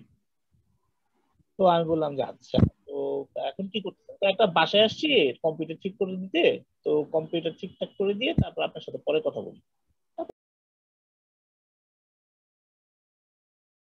আমি আবার পরে আমি খুবই কিউরিয়াস হয়ে গেলাম, তো পরে আবার ফোন দিলাম, বললাম যে আপনি কম্পিউটার মেকানিক্স, তো আপনি ক্লাইমেট চেঞ্জ ফান্ড পাইলেন 2 কোটি টাকা, কিভাবে পেলেন, কেমনে পেলেন, আর কেমনে জলবায়ু ঠিক করলেন? তো কম্পিউটারের মতো জটিল বিষয়ে স্ক্রু ড্রাইভার দিয়ে বুদ্ধি দিয়ে ঠিক করে ফেলাইতে পারি, আর জলবায়ু ঠিক করতে পারবো না? তো কম্পিউটার যেটা ঠিক করি, জলবায়ু আমরা ঠিক করে ফেলি। তো আমি এই কথাটাকে খুবই সিম্বলিক ভাবে নিতে চাই যে আমাদের এখন পর্যন্ত মানে পুরো ডেভেলপমেন্ট ডিসকোর্সের এই যে কম্পিউটার মেকানিক্স এর জলবায়ু পরিবর্তন মোকাবেলার যে মানে বলবো যে মডেল, সেই মডেলের মধ্যে কিন্তু আমরা ঘোরপাক খাচ্ছি। ঘোরপাক খাচ্ছি কোন অর্থে, যে আমরা যখন বলতেছি যে আমরা এনভায়রনমেন্টকে সেন্টার করে উন্নয়ন করব, হ্যাঁ, তখন এনভায়রনমেন্টালিস্টরা আলোচনার সিদ্ধান্তের প্রক্রিয়া, তারা কি এখন আমাদের নীতি নির্ধারণ পর্যায়ে পরিবেশ নিয়ে যারা সত্যিকার অর্থে কাজ করেন তাদের কথাকে কি সত্যিকার অর্থে আমলে নেওয়া হয়? তাদের চিৎকারকে কি শোনা হয়? যে শরীফ জামিল ভাই এখানে আছেন, রাকিব ভাই আছেন, আর অন্যান্যরা আছেন, আপনারা তো বিভিন্ন সময় বিভিন্ন ধরনের পরামর্শ দেন যে এইটা যদি এভাবে না করেন তাহলে এটার পরিণতি এই হবে। হ্যাঁ, এটা যদি আপনারা মানে বাংলাদেশের যে প্রতিবেশ ব্যবস্থা সেটাকে আমলে না নিয়ে যদি কাঠামোগুলো না করেন তাহলে ফলাফল এই হবে। আমি একটা এক্সাম্পল দেই, গত বছরের বন্যা, আমি পুরো বন্যাটা কাভার করি এই কোভিড এর মধ্যেও। প্রায় 2 মাস ধরে আমাদের বন্যাটা হলো ব্রহ্মপুত্র বেসিনে। হ্যাঁ, বন্যাটা 5 দফায় হলো। কিন্তু যখন আমরা ওয়াটার মডেলিং নিয়ে যারা কাজ করেন, মানে সেখানে তারা দেখতে পাচ্ছেন যে এই বন্যাটা বড় জোর আসলে 1 মাস থাকার কথা, কিন্তু 4 মাস কেন? কারণ আমরা ব্রহ্মপুত্র, আমরা এখানে ব্রহ্মপুত্রকে মানে ফারাক্কা হয়েছে বা অন্য কিছু হয়েছে বলেও কিন্তু আমরা বলতে পারবো না। কারণ ব্রহ্মপুত্রের আমরা যদি ইন্ডিয়ান পার্ট থেকে শুরু করে বাংলাদেশ পার্ট পর্যন্ত যদি স্ক্যান করি, এখানে কোনো বড় কোনো বাঁধ নাই, হ্যাঁ, জলবিদ্যুৎ কেন্দ্র নাই। যদি উজানে এখন চীন করার চেষ্টা করতেছে, কিন্তু বাংলাদেশের ভেতর দিয়ে এটার যে প্রবাহ, যে ধারা, সেই ধারার প্রতিটা পর্যায়ে পর্যায়ে কিন্তু বিপুল পরিমাণে অবকাঠামো নির্মাণ করে, মানে বেসিক্যালি এগুলাকে ছোট ছোট সুইমিং পুলে বানায় ফেলানো হয়েছে পানির প্রবাহের স্বাভাবিক গতিপথকে আটকে দিয়ে। ফলে কি হয়েছে দেখেন, প্রায় 70-80 লক্ষ মানুষ 4 মাস ধরে, আমরা কিন্তু 2 মাস ধরে আমরা বন্যার পানির মধ্যে আটকে থাকি। তাহলে যখন ওই অবকাঠামোগুলো নির্মাণ করা হলো, ওগুলো তো ইঞ্জিনিয়ারদের বুদ্ধিতে হয়েছে, ওগুলো অর্থনীতিবিদরা এটার একটা ইকোনমিক অ্যানালাইসিস করে দিচ্ছে না, হ্যাঁ ঠিক আছে এখানে যদি আমরা রাস্তা বানাই তাহলে বাজারের সাথে গ্রামের মানুষের কমিউনিকেশন বাড়বে, আমরা যদি এখানে একটা ধরেন আপনার বড় বিল্ডিং বানাই, সেটাতে এত মানুষের বাসস্থানের ব্যবস্থা হবে, বা এখানে যদি একটা টাউনশিপ করি, অনেক সময় আমরা আশ্রয়ণ প্রকল্প পাইছি যেখানে নদীর মধ্যে করা হয়েছে। তো ফলে কি হচ্ছে, নদীটা আস্তে আস্তে ভাগ হয়ে হয়ে হয়ে আমাদের আপনার যখন বন্যার পানিটা আসছে, তখন সেই পানিটা ওই বিভিন্ন লেয়ারে আটকে থাকছে। তো তাহলে এই যে ধরেন একটা, আমি বলবো যে আমরা একটা পুরনো একটা ট্র্যাপের মধ্যে যে আটকে আছি, যে উন্নয়ন চিন্তার ক্ষেত্রে, সেই ট্র্যাপ থেকে কি আমরা 2020-21 সালেও বেরোতে পারছি? আমি আরেকটা ছোট উদাহরণ দিয়ে বলি, আমি যদি রিপোর্টার মানুষ, আমি খন্ড খন্ড ঘটনা দিয়ে জিনিসগুলোকে বলতে চাই। একটা ধরেন আপনার, আমরা বলছি যে হ্যাঁ এই কোভিড এর মধ্য দিয়ে আমাদের একটা লার্নিং হয়েছে যে আমরা প্রকৃতি আমাদেরকে লাথি উষ্টা মাইল দিয়ে ঘরের ভিতরে ঢুকায়া ভেতরে বসা রাখছে, যদিও বাংলাদেশের মানুষকে পারে নাই, কিন্তু পৃথিবীর মানুষ, বেশিরভাগ মানুষকে পারছে, যে একটা ছোট ভাইরাস, যে ভাইরাসটা তারা পৃথিবীর মানুষকে তটস্থ করে ফেলছে। সেই ভাইরাসটা হয়েছে কিভাবে, এটা নিয়ে সবচেয়ে বড় মতামত হচ্ছে যে বন্যপ্রাণীর সাথে মানুষের ইন্টারাকশনের কারণে, বাদুড় বা সামথিং লাইক দ্যাট, অন্যান্য, এর আগে ইঁদুর থেকে প্লেগ হয়েছে বা অন্যান্য প্রাণীর সংস্পর্শে মানুষের এরগুলা ছড়াইছে। তো আমরা বাংলাদেশে আসলে এটা থেকে কি শিক্ষা নিব? আপনি যদি একটা একটা করে এক্সাম্পলে যান, আমরা 2019 সালে, 2018 সালে, 2017 সালে বা এর আগে যে কোনো বছরের তুলনায় করোনাকালীন সময়ে বাংলাদেশের বন ধ্বংসের পরিমাণ বাড়ছে, বন্য প্রাণী পাচার বাড়ছে, নদী দখল দূষণ বাড়ছে, বায়ু দূষণ একটু কমে আবারও বাড়ছে। তাহলে আমরা আসলে আমাদের সিদ্ধান্তগুলো কিভাবে হয় এবং আমরা আসলে কিভাবে সিদ্ধান্ত নেই, এইটা একটা অদ্ভুত ব্যাপার। হ্যাঁ, এবং আপনি যদি দেখেন যে বাংলাদেশে, আপনি রিসেন্ট যদি ফেনোমেনা আমি বলি, এই করোনার মধ্যেও কিন্তু 3টা বাঘের চামড়া পাওয়া গেছে। এই করোনার মধ্যে আমরা মোট 4টা তিমি মাছ মরে বঙ্গোপসাগরে ভেসে আসতে দেখি, 30টার মতো ডলফিনের মৃতদেহ ভেসে আসতে দেখছি। তো তার মানে আসলে এইখান থেকে আমাদের যে এই যে এনভায়রনমেন্ট সেন্ট্রিক যে ডেভেলপমেন্ট প্ল্যানিং, সেই প্ল্যানিং এর যে আমরা তো দেখতেছি যে এখানে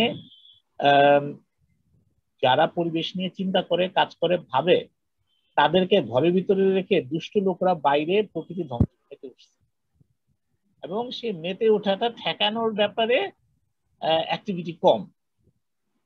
হ্যাঁ, সরকার অনেক কাজ করতেছে, অনেক সিনসিয়ার। হ্যাঁ, আমরা এর আগে কখনোই শুনি নাই যে একটা ডলফিন মারা গেলে, একটা তিমি মারা গেলে সরকারের 5-6টা সংস্থা গিয়ে সেখানে এটা ইনভেস্টিগেশন করতেছে, কেন মারা গেছে, কিভাবে মারা গেছে। কোথাও বন বা গাছ কাটা হইতেছে বা পাহাড় কাটা হইতেছে, সঙ্গে সঙ্গে ম্যাজিস্ট্রেট যাওয়ার চেষ্টা করতেছে। অনেক জায়গায় আপনার যে যেমন ধরেন আসলে আমাদের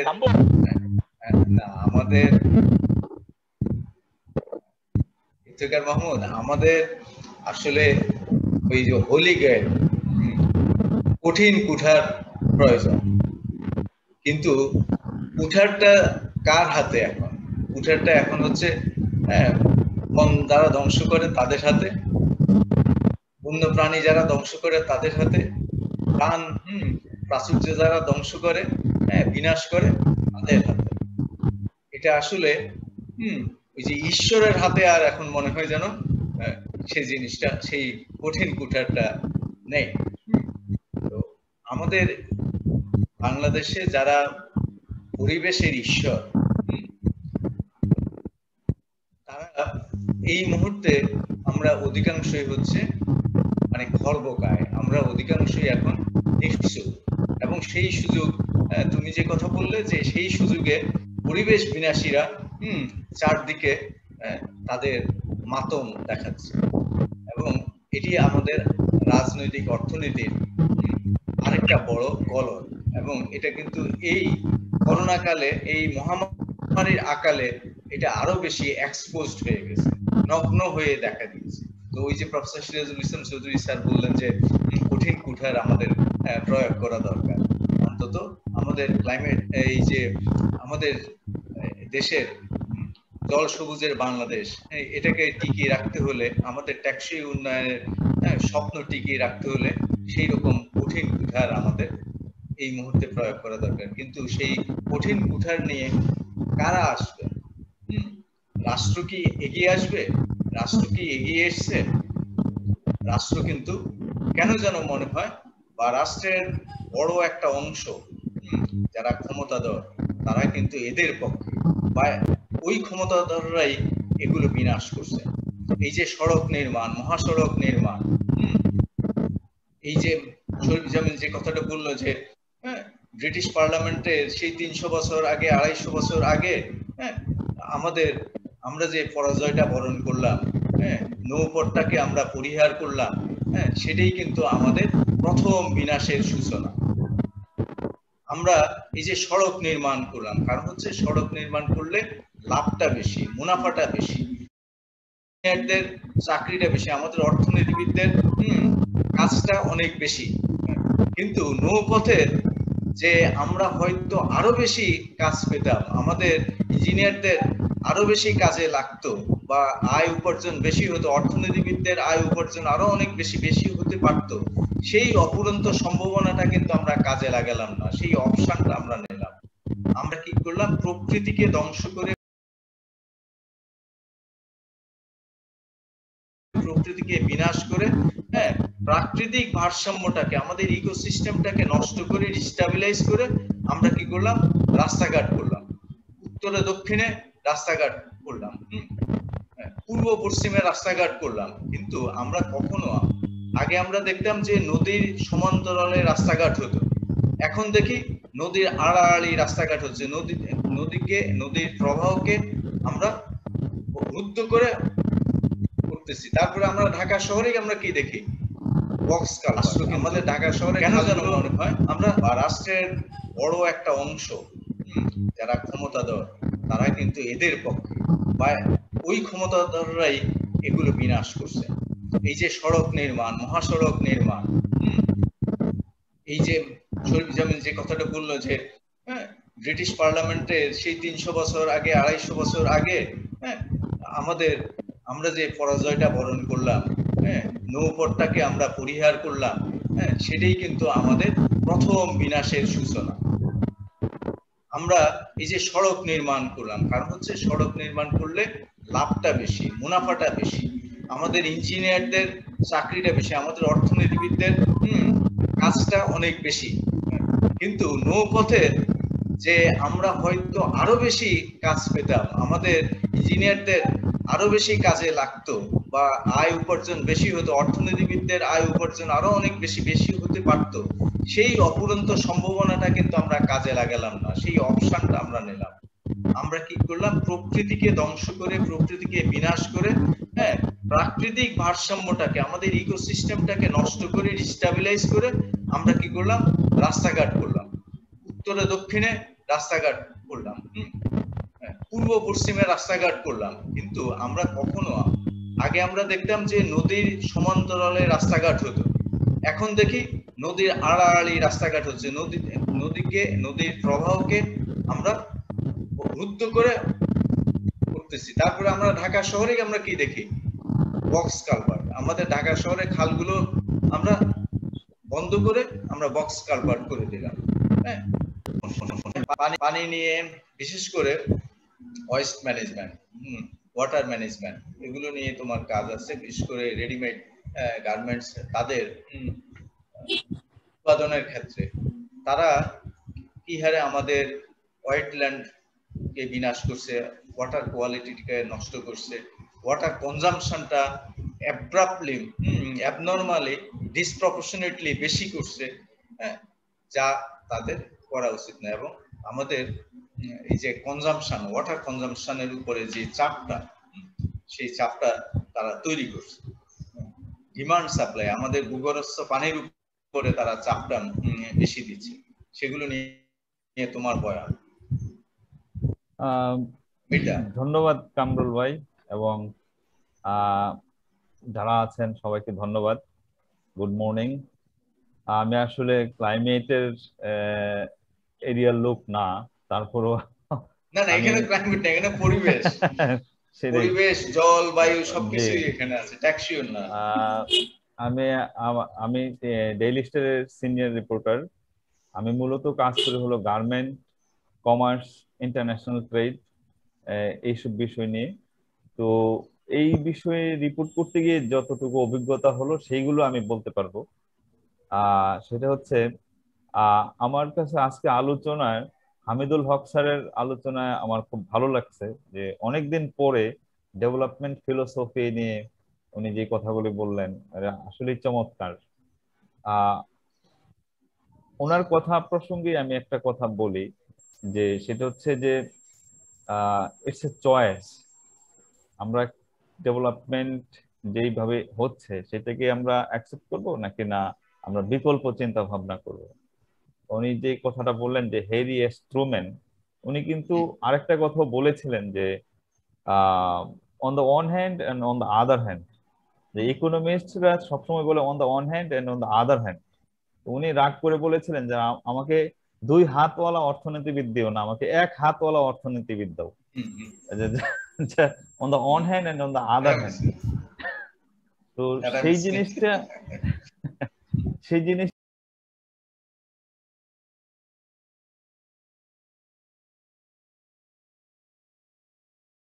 প্লাস জর্জ, উনি ফাইন্যান্সিয়াল টাইমসের সাংবাদিক ছিলেন।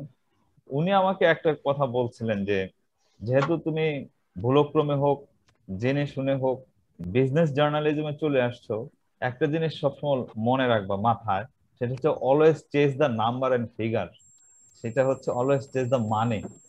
তো এটা বলার অর্থ হচ্ছে যে তোমার কাছে মূল হাতিয়ার হচ্ছে ফিগার, মানে স্ট্যাটিস্টিক্স, ডেটা। তো সেইটাকে তুমি এক্সপ্লেন করবে। তা আমি সেই দিকেই আমি কথাগুলি বলবো। যেমন আমাদের দেশে যে গার্মেন্ট সেক্টর গুলো যে গ্রো হলো, এইটার একটা ঐতিহাসিক প্রেক্ষাপট আছে। সেটা হচ্ছে যে আপনি যদি বিশ্বের মানে সেকেন্ড ওয়ার্ল্ড ওয়ারের পরে এন্টারপ্রেনারশিপ হিস্ট্রিটা দেখেন, দেখবেন যে আটলান্টিকের ওই পারে আর কোনো ইন্ডাস্ট্রি নাই। আটলান্টিকের ওই পারে ইন্ডাস্ট্রি নাই এই কারণে যে তারা হলো পরিবেশকে বেশি গুরুত্ব দিয়েছে। কিন্তু কিন্তু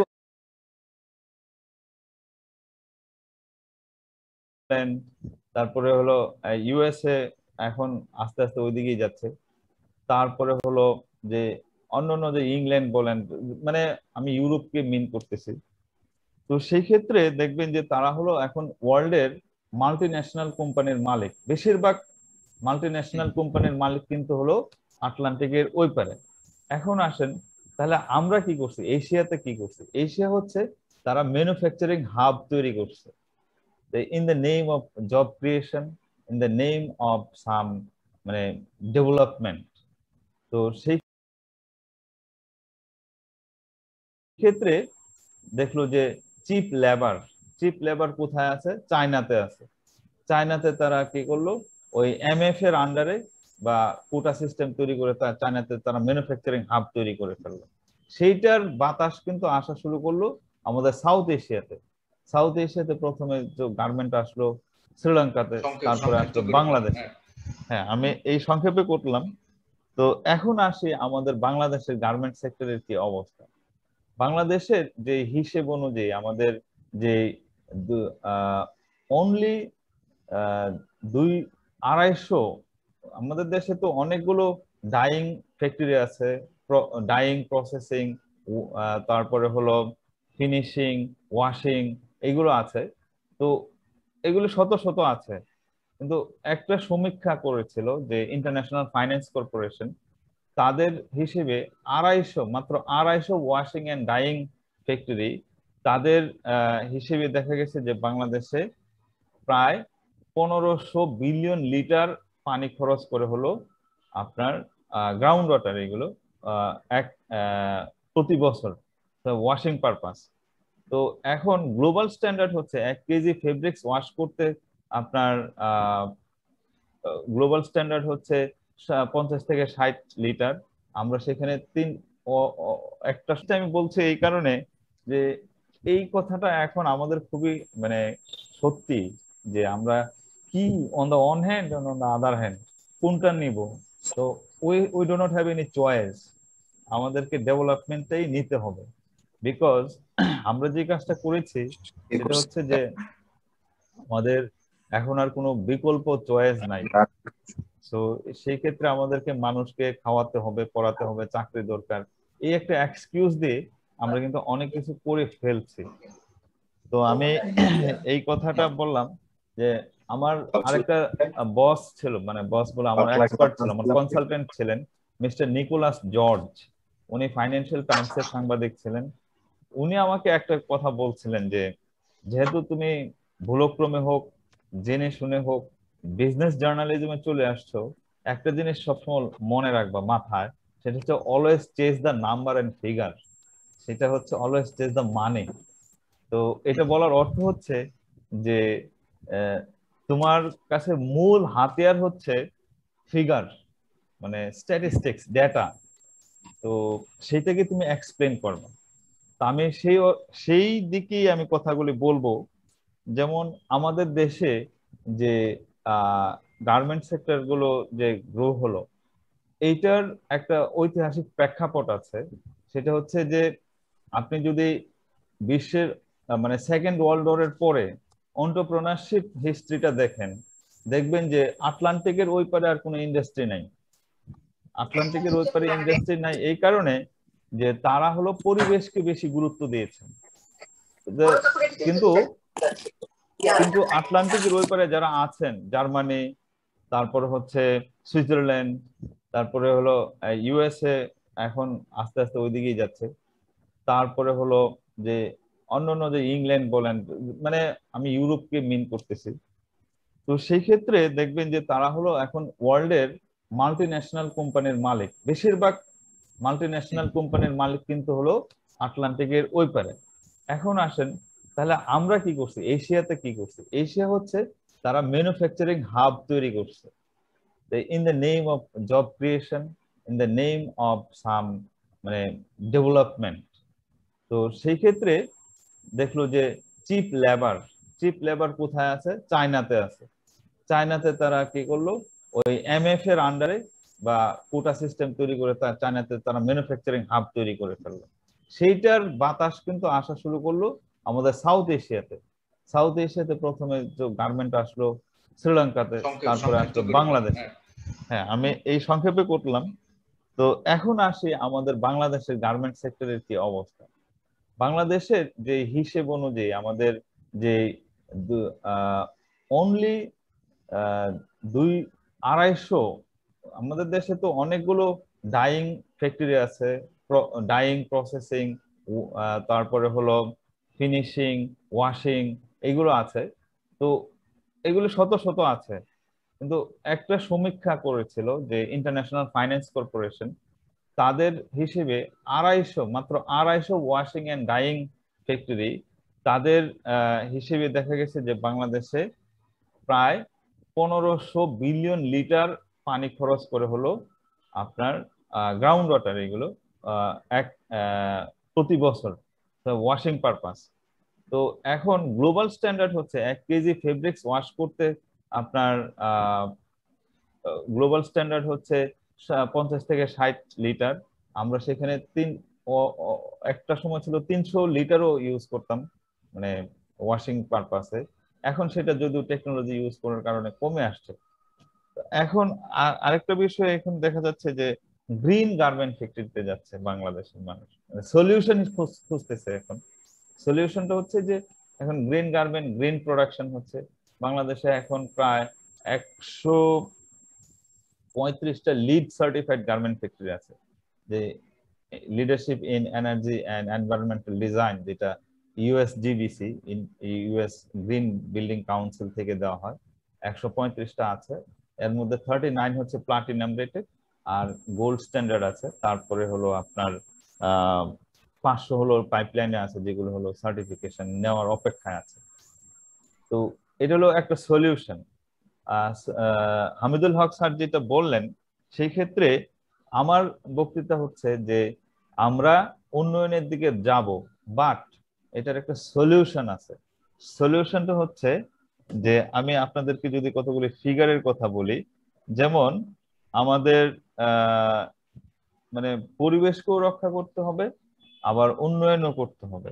যেমন এখানে আইএফসি থেকে আরেকটা প্রোগ্রাম ওনারা প্রজেক্ট হিসেবে একটা সার্ভে করেছিলেন। এখানে দেখাচ্ছে যে 338টা ফ্যাক্টরিতে, যেমন ডাইং, ওয়াশিং, স্পিনিং, উইভিং এবং গার্মেন্ট ফ্যাক্টরি আছে, তারা হলো বিভিন্ন ধরনের টেকনোলজি ইউজ করে 28.7 বিলিয়ন লিটার মানে পানি সেভ করতে পেরেছে বছরে। তারপরে হচ্ছে এটা ওনাদের একটা প্রোগ্রাম আছে, সেটা হচ্ছে partnership for cleaner textile, pact বলে এটাকে, প্যাক্টের আন্ডারে। আর আরেকটা হচ্ছে যে ওনাদেরই হিসেব অনুযায়ী 2.9 million megawatt hours of electricity তারা সেভ করতে পেরেছিল। আর আরেকটা হলো যে আপনার 24.1 বিলিয়ন লিটার তারা ওয়েস্ট ওয়াটার কে রিইউজ করতে পেরেছিল, রিইউজ, রিসাইকেল। সো আমার দৃষ্টিতে যেটা হচ্ছে যে we will develop, but at the same time not at the cost of environment and the people's next generation. Thank you. অশেষ ধন্যবাদ। জিয়া,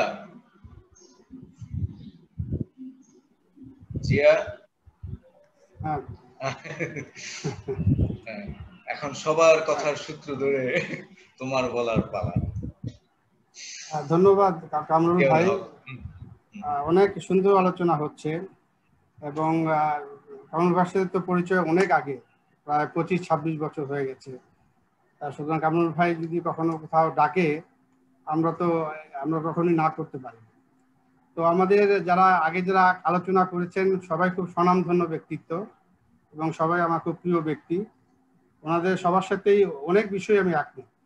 যেহেতু সরকারি পর্যায়ে একমাত্র প্রতিনিধি হিসাবে কথা বলতে হচ্ছে, আমি মূলত যদিও সরকারি পর্যায়ে গত 25 বছর কাজ করছি, কিন্তু আমিও নিজেকে আপনাদের মতো একজন এনভায়রনমেন্টাল অ্যাক্টিভিস্ট মনে করি, একজন পরিবেশ কর্মী মনে করি, এবং একজন সাধারণ নাগরিক হিসাবে আমরা পরিবেশটাকে গত 50 বছরে কোন পর্যায়ে নিয়ে আসছি সেটাও আপনাদের মতোই আমি বিশ্লেষণ করার চেষ্টা করি।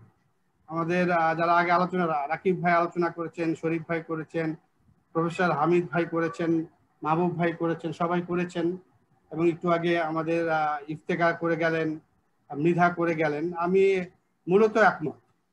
এবং সেই ক্ষেত্রে যে ডিসকোর্সগুলো, যে আমাদের যে ডিবেটগুলো নিয়ে আলোচনা হয়েছে, বিশেষ করে আমাদের শরীফ ভাই যেটা তুললেন যে আমাদের ডেভেলপমেন্ট যে ডিসকোর্স এবং এটাকে যে আমরা কিভাবে ইন্টারপ্রেট করছি at national level, at international level, সেটার সাথেও আমি একমত।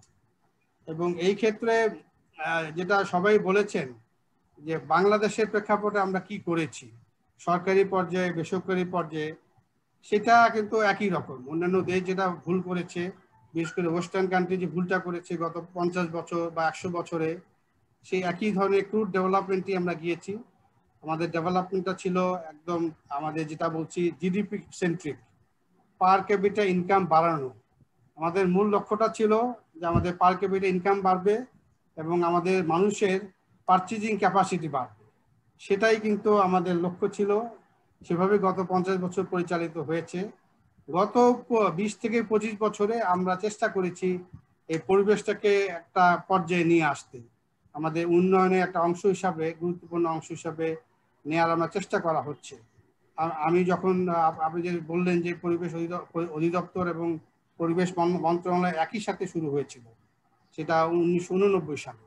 তার আগে প্রজেক্ট ছিল, কিছু অর্ডিন্যান্স ছিল, কিন্তু শুরু হয়েছে মূলত 1989। আর বন বিভাগ ছিল আরো আগের থেকে। তো এই পরিবেশ মন্ত্রণালয়ের আওতায় যে দুটো বিভাগ কাজ করছে, সেটা ওদের আইন অনুযায়ী, তাদের যে বিধিমালা আছে সেই অনুযায়ী কাজ করার চেষ্টা করে। আর কিছু কাজ করে কিন্তু তা যেটা হলো যে বর্তমান প্রেক্ষাপটে যেগুলো করা দরকার, প্রায়োরিটি নির্ধারণ করে কিছু কাজ করতে হয়। তো সেই ক্ষেত্রে সবার সাথেই আমি একমত যে আমাদের প্রায়োরিটি নির্ধারণটা সঠিক হয়েছে কিনা সেটা একটা প্রশ্ন থেকেই যায়। এবং সেক্ষেত্রে আমরা যেটা বলছি টেকসই উন্নয়ন, সেই টেকসই উন্নয়নের যে 3টা পিলার, যেটা আমরা সবাই জানি, এই 3টা পিলারে একটা ইম্পর্টেন্ট পিলার হলো এনভায়রনমেন্টাল সাস্টেনেবিলিটি। এইটা আমরা কতটুকু গুরুত্ব দিয়েছি, সরকারি পর্যায়ে দেওয়ার চেষ্টা হচ্ছে, আবারও বলছি চেষ্টা হচ্ছে। এবং আমরা আমাদের সীমিত জনবল, সীমিত ক্ষমতা দিয়ে আমরাও চেষ্টা করছি। কিন্তু একটা জিনিস একটু আমাদের সবাইকেই অনুধাবন করতে হবে, আপনারাও জানেন যে ছোট্ট একটা দেশে এত মানুষ, এই যে প্রায় আমরা বলছি এখন প্রায় 18 কোটি মানুষের কাছাকাছি, এই মানুষগুলো চাহিদা পূরণ করতে গিয়ে অনেক ক্ষেত্রে আমরা পরিবেশকে এভাবে আমরা কিন্তু যে গুরুত্ব দেওয়া উচিত ছিল সেটা দেওয়া সম্ভব হয়নি। এবং পরিবেশে যে ডিপ্রেশন হচ্ছে, আমাদের যে ন্যাচারাল রিসোর্স বেজের যে ডিপ্রেশন হচ্ছে, সেটাও মূলত মানুষের চাহিদা পূরণের জন্য। এই জন্য আমরা যেটা সবসময় বলি, আপনারাও বলেন, যে আমাদের মানুষের যে চাহিদা এবং অনেক ক্ষেত্রে যেটা হলো যে অপরিণামদর্শী চাহিদা, এই যে লোভ, সেই লোভটাকে আমরা কিন্তু এখনো নিয়ন্ত্রণ করতে পারিনি। এই জন্য বলা হয় যে যেমন downsize you greed to need, লোভটাকে আমাদের প্রয়োজনের সাথে সামঞ্জস্যপূর্ণ করতে হবে। সেই ক্ষেত্রে আমরা জাতিগতভাবেই এখনো পিছিয়ে আছি, আর একটু আমাদেরকে সচেতন হতে হবে। তবে আমাদের পরিবেশগত সচেতনতা অনেক বেড়েছে, এবং যে কারণে এখন আমাদের সরকারি পর্যায়ে যে কোনো প্রকল্প হোক, সেটা ছোট বড় মাঝারি এবং বেসরকারি পর্যায়ে যে কোনো প্রকল্প, ইন্ডাস্ট্রি বা যে কোনো ধরনের উদ্যোগ, এখন পরিবেশগত মতামত নিতে হচ্ছে। ওনারা নিচ্ছেন, সরকারি প্রকল্প কিন্তু নিচ্ছে, আমাদের পরিবেশ অধিদপ্তর থেকে লিখিত মতামত দিচ্ছেন, যে ক্ষেত্রে পরিবেশ ছাড়পত্র নেওয়ার প্রয়োজন সেক্ষেত্রে পরিবেশ ছাড়পত্র নিচ্ছেন, যে ক্ষেত্রে এনভায়রনমেন্টাল ইমপ্যাক্ট অ্যাসেসমেন্ট করা প্রয়োজন, কম্প্রিহেনসিভ অ্যাসেসমেন্ট, সেটাও তারা করছেন। সমস্যাটা হলো যেটা আপনারাও জানেন, যে বাস্তবায়নের ক্ষেত্রে যে আমাদের যে পরামর্শগুলো আছে, আমরা যে কিছু নির্দেশনা দেই, সেই নির্দেশনাগুলো বাস্তবায়ন করছেন কিনা, এই জায়গায় একটা বড় ধরনের গ্যাপ তৈরি হয়েছে। এবং এখানে কিন্তু আমরা যেটা বলি যে আমাদের অনেকগুলো ট্রেড অফের মধ্যে কাজ করতে হচ্ছে, বিভিন্ন ধরনের ট্রেড অফ। একটা হলো এনভায়রনমেন্টাল ভার্সেস আমাদের যে ডেভেলপমেন্ট ট্রেড অফ, আর একটা হলো প্রায়োরিটি নির্ধারণের ক্ষেত্রে ট্রেড অফ, যে কোনটাকে আমরা বেশি প্রাধান্য দিব।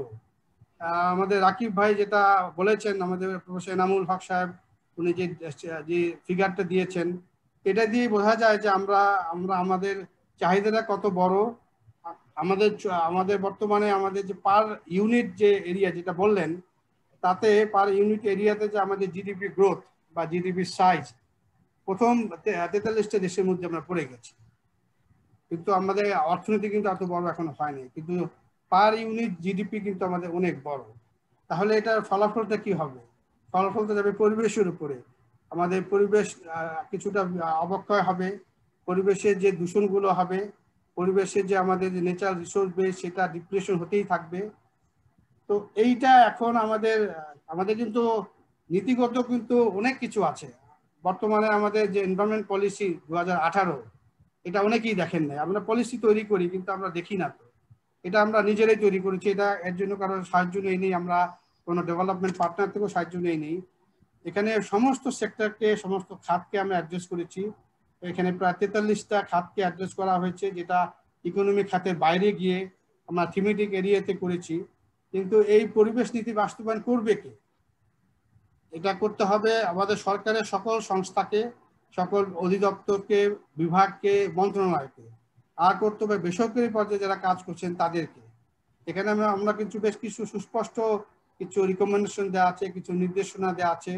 আমি আপনাদেরকে বলবো আপনারা দয়া করে বাংলাদেশ পরিবেশ নীতি 2018টা একটু পড়বেন। কিন্তু বিষয়টা হলো বাস্তবায়ন, এবং সেই ক্ষেত্রে আমরা যেটা বলছি যে ক্রস কাটিং, আমাদের এই এনভায়রনমেন্ট বিষয়টা ক্রস কাটিং সত্য, অনেকদিন যাবত বলে আসছি, কিন্তু এই ক্রস কাটিং ইস্যুটাকে কোঅর্ডিনেট করার জন্য, সার্বিকভাবে সমন্বয় সাধনের জন্য তো একটা বড় সংস্থা থাকতে হবে, একটা মন্ত্রণালয় থাকতে হবে, একটা সংস্থা থাকতে হবে যে সার্বিক বিষয়গুলো সমন্বয় সাধন করবেন, কোনো ক্ষেত্রে বাধ্য করবেন এই কাজগুলো করার জন্য যেগুলো পরিবেশ সম্মত হচ্ছে না। এই পরিবেশ সম্মত উন্নয়নের জন্য যা যা করণীয় সেটা কিন্তু একটা মন্ত্রণালয়, একটা সংস্থাকে কিন্তু কঠোরভাবে প্রয়োগ করতে হবে। সেক্ষেত্রে তাদের সক্ষমতা বাড়াতে হবে, জনবল বাড়াতে হবে, তাদের নেটওয়ার্ক বাড়াতে হবে। আমাদের কিন্তু আইনগত অনেক ভিত্তি আছে। আমরা বর্তমানে পরিবেশ অধিদপ্তর 3টা পূর্ণাঙ্গ আইন নিয়ে কাজ করছি। আমরা কিন্তু ব্রাউন ইস্যু, গ্রিন ইস্যু সব নিয়ে কাজ করছি। যেমন আমরা 2017-তে যেটা করলাম যে বাংলাদেশ জীববৈচিত্র্য আইন 2017, এবং এর রিলেটেড কিন্তু অনেকগুলো বিধি আছে, যেমন আমাদের ecologically critical area management rules, আমাদের পরিবেশগত সংকটাপন্ন এলাকা ব্যবস্থাপনা বিধিমালা 2016 সেটা আছে। এর রিলেটেড কিন্তু অনেকগুলো রুল আছে, সম্পূর্ণ কিন্তু ব্রাউন ইস্যু নিয়ে, আমাদের জীববৈচিত্র্য সংরক্ষণ এবং তার সাথে ইকোসিস্টেম এবং আমাদের ন্যাচারাল রিসোর্স বেস, আমাদের প্রাকৃতিক সম্পদ সংরক্ষণ। কিন্তু এটাকে বাস্তবায়ন করার জন্য সেই সক্ষমতা থাকতে হবে, এবং এই সক্ষমতা বাড়ানোর জন্য সরকারের সেই বলছি আবারও বলছি যে প্রাধিকারের মধ্যে থাকতে হবে। এবং আমরা যেমন আমাদের সংবিধান সংশোধন করেছি আমরা 18 ক, সেখানে আমরা বলেছি রাষ্ট্র দায়িত্ব নিয়েছি, ইংলিশে বলেছি শ্যাল, যে স্টেট শ্যাল এন্ডেভার। এখানে আমরা বলেছি নিশ্চিত করবে রাষ্ট্র। কি নিশ্চিত করবে? জীববৈচিত্র্য সংরক্ষণ, বন্যভূমি, বন, জলাভূমি, পরিবেশ, যাবতীয় বিষয় কিন্তু আমাদের সংবিধানে 18 ক-তে আছে, এবং রাষ্ট্র দায়িত্ব নিয়েছে। সুতরাং রাষ্ট্রের এই দায়িত্বটা কিন্তু রাষ্ট্রের যারা সংস্থাগুলো আছে, মন্ত্রণালয়, অধিদপ্তর আছে, তাদেরকে কিন্তু প্রতিপালন করতে হবে। এটা কিন্তু এখন একটা মৌলিক আমাদের যে মৌলিক যে আমাদের দায়িত্বের মধ্যে পড়ে গেছে, যে নাগরিকের মৌলিক যে চাহিদা কিন্তু এক অংশ কিন্তু 18 ক। কিন্তু এই যে আবার বলছি যে প্রায়োরিটির মধ্যে আমরা কতটুকু আছি এটা চিন্তা করার একটা বিষয় আছে। আমাদের জনবল এখন, আমি সব জায়গায় সেটা বলি যে সারা বাংলাদেশে এই বিষয়গুলো দেখার জন্য মাত্র কাজ করছে 550 জন। গত 12 বছরে আমাদের জনবল বেড়েছে মাত্র 200 জন, যেখানে গত 12 বছরে অনেক প্রতিষ্ঠানের জনবল বেড়েছে 4 থেকে 5 গুণ বেশি। নাম বলছি না কারা কারা বেড়েছে, কিন্তু পরিবেশ অধিদপ্তর যে 3টা পূর্ণাঙ্গ আইন বাস্তবায়ন করছে, 10টা বিধিমালা বাস্তবায়ন করছে, বর্তমানে 8টা রুলস এনফোর্স, আর 2টা আসতে যাচ্ছে আগামী 2 মাসের মধ্যে, কঠিন বর্জ্য ব্যবস্থাপনা বিধিমালা এবং নির্মল বায়ু বিধিমালা। এই 2টা আসতে যাচ্ছে আরো এই ধরেন 2 মাসের মধ্যে। 10টা বিধি কিন্তু বাস্তবায়ন করতে হচ্ছে আমাদেরকে। তো এই জিনিসটা কিন্তু প্রায়োরিটি নির্ধারণ যদি না করা হয়, তাহলে কিন্তু ওই যে আমরা অনেক কিছু বলবো, নির্দেশনা দিব, রিকমেন্ডেশন করব, কিন্তু এটা যে মনিটর করার জন্য কমপ্লায়েন্স মনিটরিং এবং rigorous monitoring, door to door monitoring, এই জিনিসটা করা হবে না।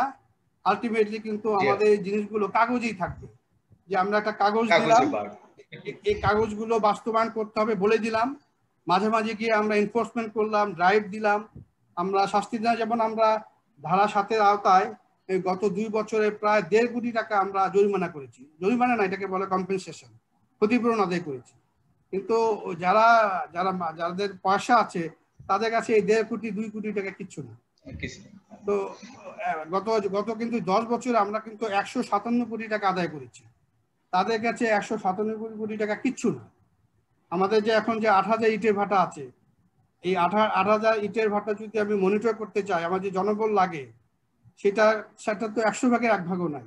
আমি একটা উদাহরণ দিই, যেমন আমাদের ধরেন যে আমাদের গাজীপুরে আছে প্রায় 32,000, প্রায় বলা হচ্ছে যে 12 থেকে 14,000 ইন্ডাস্ট্রি আছে, এবং ইটে ভাটা আছে প্রায় এরকমই 2 থেকে 2,500, জনবল আছে মাত্র 4 জন। এই যে এবং বিভিন্ন ধরনের এই জিনিসগুলো যদি আমরা সত্যিকার অর্থে বাস্তবায়ন করতে চাই এবং EIA রিকমেন্ডেশনগুলো বাস্তবায়ন করতে চাই, রাকিব ভাই যারা বলছেন যে আমাদের পরিবেশ সংরক্ষণ করতে হবে, পরিবেশ আমাদের আইনের নাম হলো বাংলাদেশ পরিবেশ সংরক্ষণ আইন 1995, কিন্তু এই সংরক্ষণ করার জন্য যেই সক্ষমতা, দুই ধরনের সক্ষমতা, একটা হলো প্রাতিষ্ঠানিক সক্ষমতা, একটা হলো লজিস্টিক্যাল সক্ষমতা। এই দুই ধরনের সক্ষমতারই তো আমাদের ঘাটতি আছে। এখন এই জন্য আমি সরকারি পর্যায়ে আমরা চেষ্টা করছি এবং আপনাদের অ্যাসপিরেশন, আপনাদের স্পিরিটটাকেও আমরা অনুভব করি এবং আমাদের যে কাজগুলো করা দরকার, যেটা আমি সব জায়গায় বলি যে শুধু আমরা হাই ইনকাম কান্ট্রি হলে তো হবে না, আমাদেরকে কোয়ালিটি অফ লাইফটা বাড়াতে হবে। এবং quality of life does not mean that আমরা বাংলাদেশে পার ক্যাপিটা ইনকাম যদি আমি $15,000 হয় বা $20,000 হয়, যদি quality of life in terms of environmental sustainability যদি কমে যায়, আমার যদি যে access to safe drinking water, access to fresh air, access to good environment, এবং আমার যে আশেপাশে যে রিক্রিয়েশনাল ফেসিলিটি, আমাদের অ্যাস্থেটিক যে ফেসিলিটিগুলো যদি আমি ডেভেলপ করতে না পারি, একটা গুড সিটিজেন হিসেবে যদি সেই সুযোগগুলো যদি আমার না থাকে, তাহলে এই হাই ইনকাম কান্ট্রি দিয়ে আমরা কতটুকু আগাতে পারবো আমি জানি না। সবাইকে ধন্যবাদ এবং সবার সাথে আমি একমত পোষণ করে বলছি যে আমাদের আরো অনেক দূর কাজ করতে হবে, সরকারি পর্যায়ে, বেসরকারি পর্যায়ে, সবাইকে নিয়েই, এবং সবাই আমাদের দেশের জন্য কাজ করছি। এটা ইনশাল্লাহ আমাদের অপূর্ণ থাকবে, আমরা আশাবাদী সামনে আরো ভালো কাজ হবে। ধন্যবাদ। যাক, সেই আশাবাদ নিয়ে আমরা শেষ করতে চাই। রাকিবুল আমিন, শেষ কথা, জাস্ট 2 বাক্যে 3 বাক্যে। শেষ কথা একটা বলছি যে আসলে আমরা যে পরিবেশ আন্দোলন আমরা করছি সেটাও কিন্তু রাজনীতির বাইরে নয়, এটাও একটা রাজনৈতিক প্রক্রিয়া, এবং সেই বিষয়টা আমরা যদি না বুঝি, এবং শরীফ জামিল ভাইয়ের সাথে এবং প্রফেসর ভাইয়ের সাথে 100% একমত, খুব সুন্দর করে বললেন। কদিন আগে আমরা শুধু লক্ষা নদীর পাড়ে গিয়েছিলাম একটা নৌভ্রমণের জন্য, এবং চারিদিকে 2 ধারে হচ্ছে ইটের ভাটা ক্রমাগত ধোঁয়া উদ্গীরণ করে যাচ্ছে, তাতে আমাদের মানে সেই আনন্দ ভ্রমণটা খানিকটা, কিন্তু কথা হচ্ছে এই যে নৌকায় আমরা যেটা ঠিক করতে পারলাম যে বন্ধু পারচেজ করেছে এই জিডিপি উন্নয়নের জন্য, ওই জিডিপি কিন্তু হচ্ছে ওই যে ওই হচ্ছে ইটের ভাটাগুলো। সো এই প্রক্রিয়া, আমরা যারা কাজ করছি পরিবেশ নিয়ে, আমরা কাজ সোসাইটাল বেনিফিট নিয়ে, আমরা কিন্তু পার্সোনাল বেনিফিট নাই এখানে। আর উন্নয়নটা খানিকটা হলেও এখন ওটা পার্সোনাল বেনিফিটের জায়গায়। সো ওই পার্সোনাল বেনিফিট বা সেটার জন্য সোসাইটাল কস্টে না, সেই সোসাইটাল কস্টটা কমানো, সোশ্যাল বেনিফিট বাড়ানো, এখানেই আমাদের কাজ। এখানে আমাদের সবাইকে একসঙ্গে কাজ করতে হবে, যেটা জিয়া ভাই বললেন যে আইন অনেক আছে, এটার জন্য আসলে খালি আইন দিয়ে হবে না, এটার জন্য আমাদের উই নিড লিডারশিপ। আলট্রুইস্টিক্যালি যে আমরা যারা কাজ করছি, এইটা সব জায়গায় আনতে হবে। এই আলট্রুইস্টিকটার সাথে এই পলিটিক্যাল বিষয়টা, সেখানেও আমাদেরকে কাজ না করতে পারলে আমরা জিততে পারবো না, বা আমরা কোনো ইম্প্যাক্ট ফেলতে পারবো না। সেটাই হচ্ছে আমার বক্তব্য। আসলে এটা খুব কঠিন কাজ। শরীফ জামিল। আমি খুব সংক্ষেপে যেটা বুঝি সেটা বলি, সেটা হচ্ছে সমাজকে নিয়ন্ত্রণ করা বা সামনের দিকে নিয়ে যাওয়ার যে প্রক্রিয়া, সেটার যে বিভিন্ন টুলস, সেটার ব্যবহার বিধিটা অ্যান্টিবায়োটিকের মতো। কাজে আপনি যদি আপনার দৃষ্টিভঙ্গির পরিবর্তন না করেন, তাহলে আগরতলাতে হাফ প্যান্ট পরে পুলিশ চলবে, আর নিউ ইয়র্কে আপনার মেশিন গান দিয়ে পুলিশ নামাতে হবে। কাজে এটা চিন্তা করার বিষয় যে আমরা কি করে কি সমাধান করব।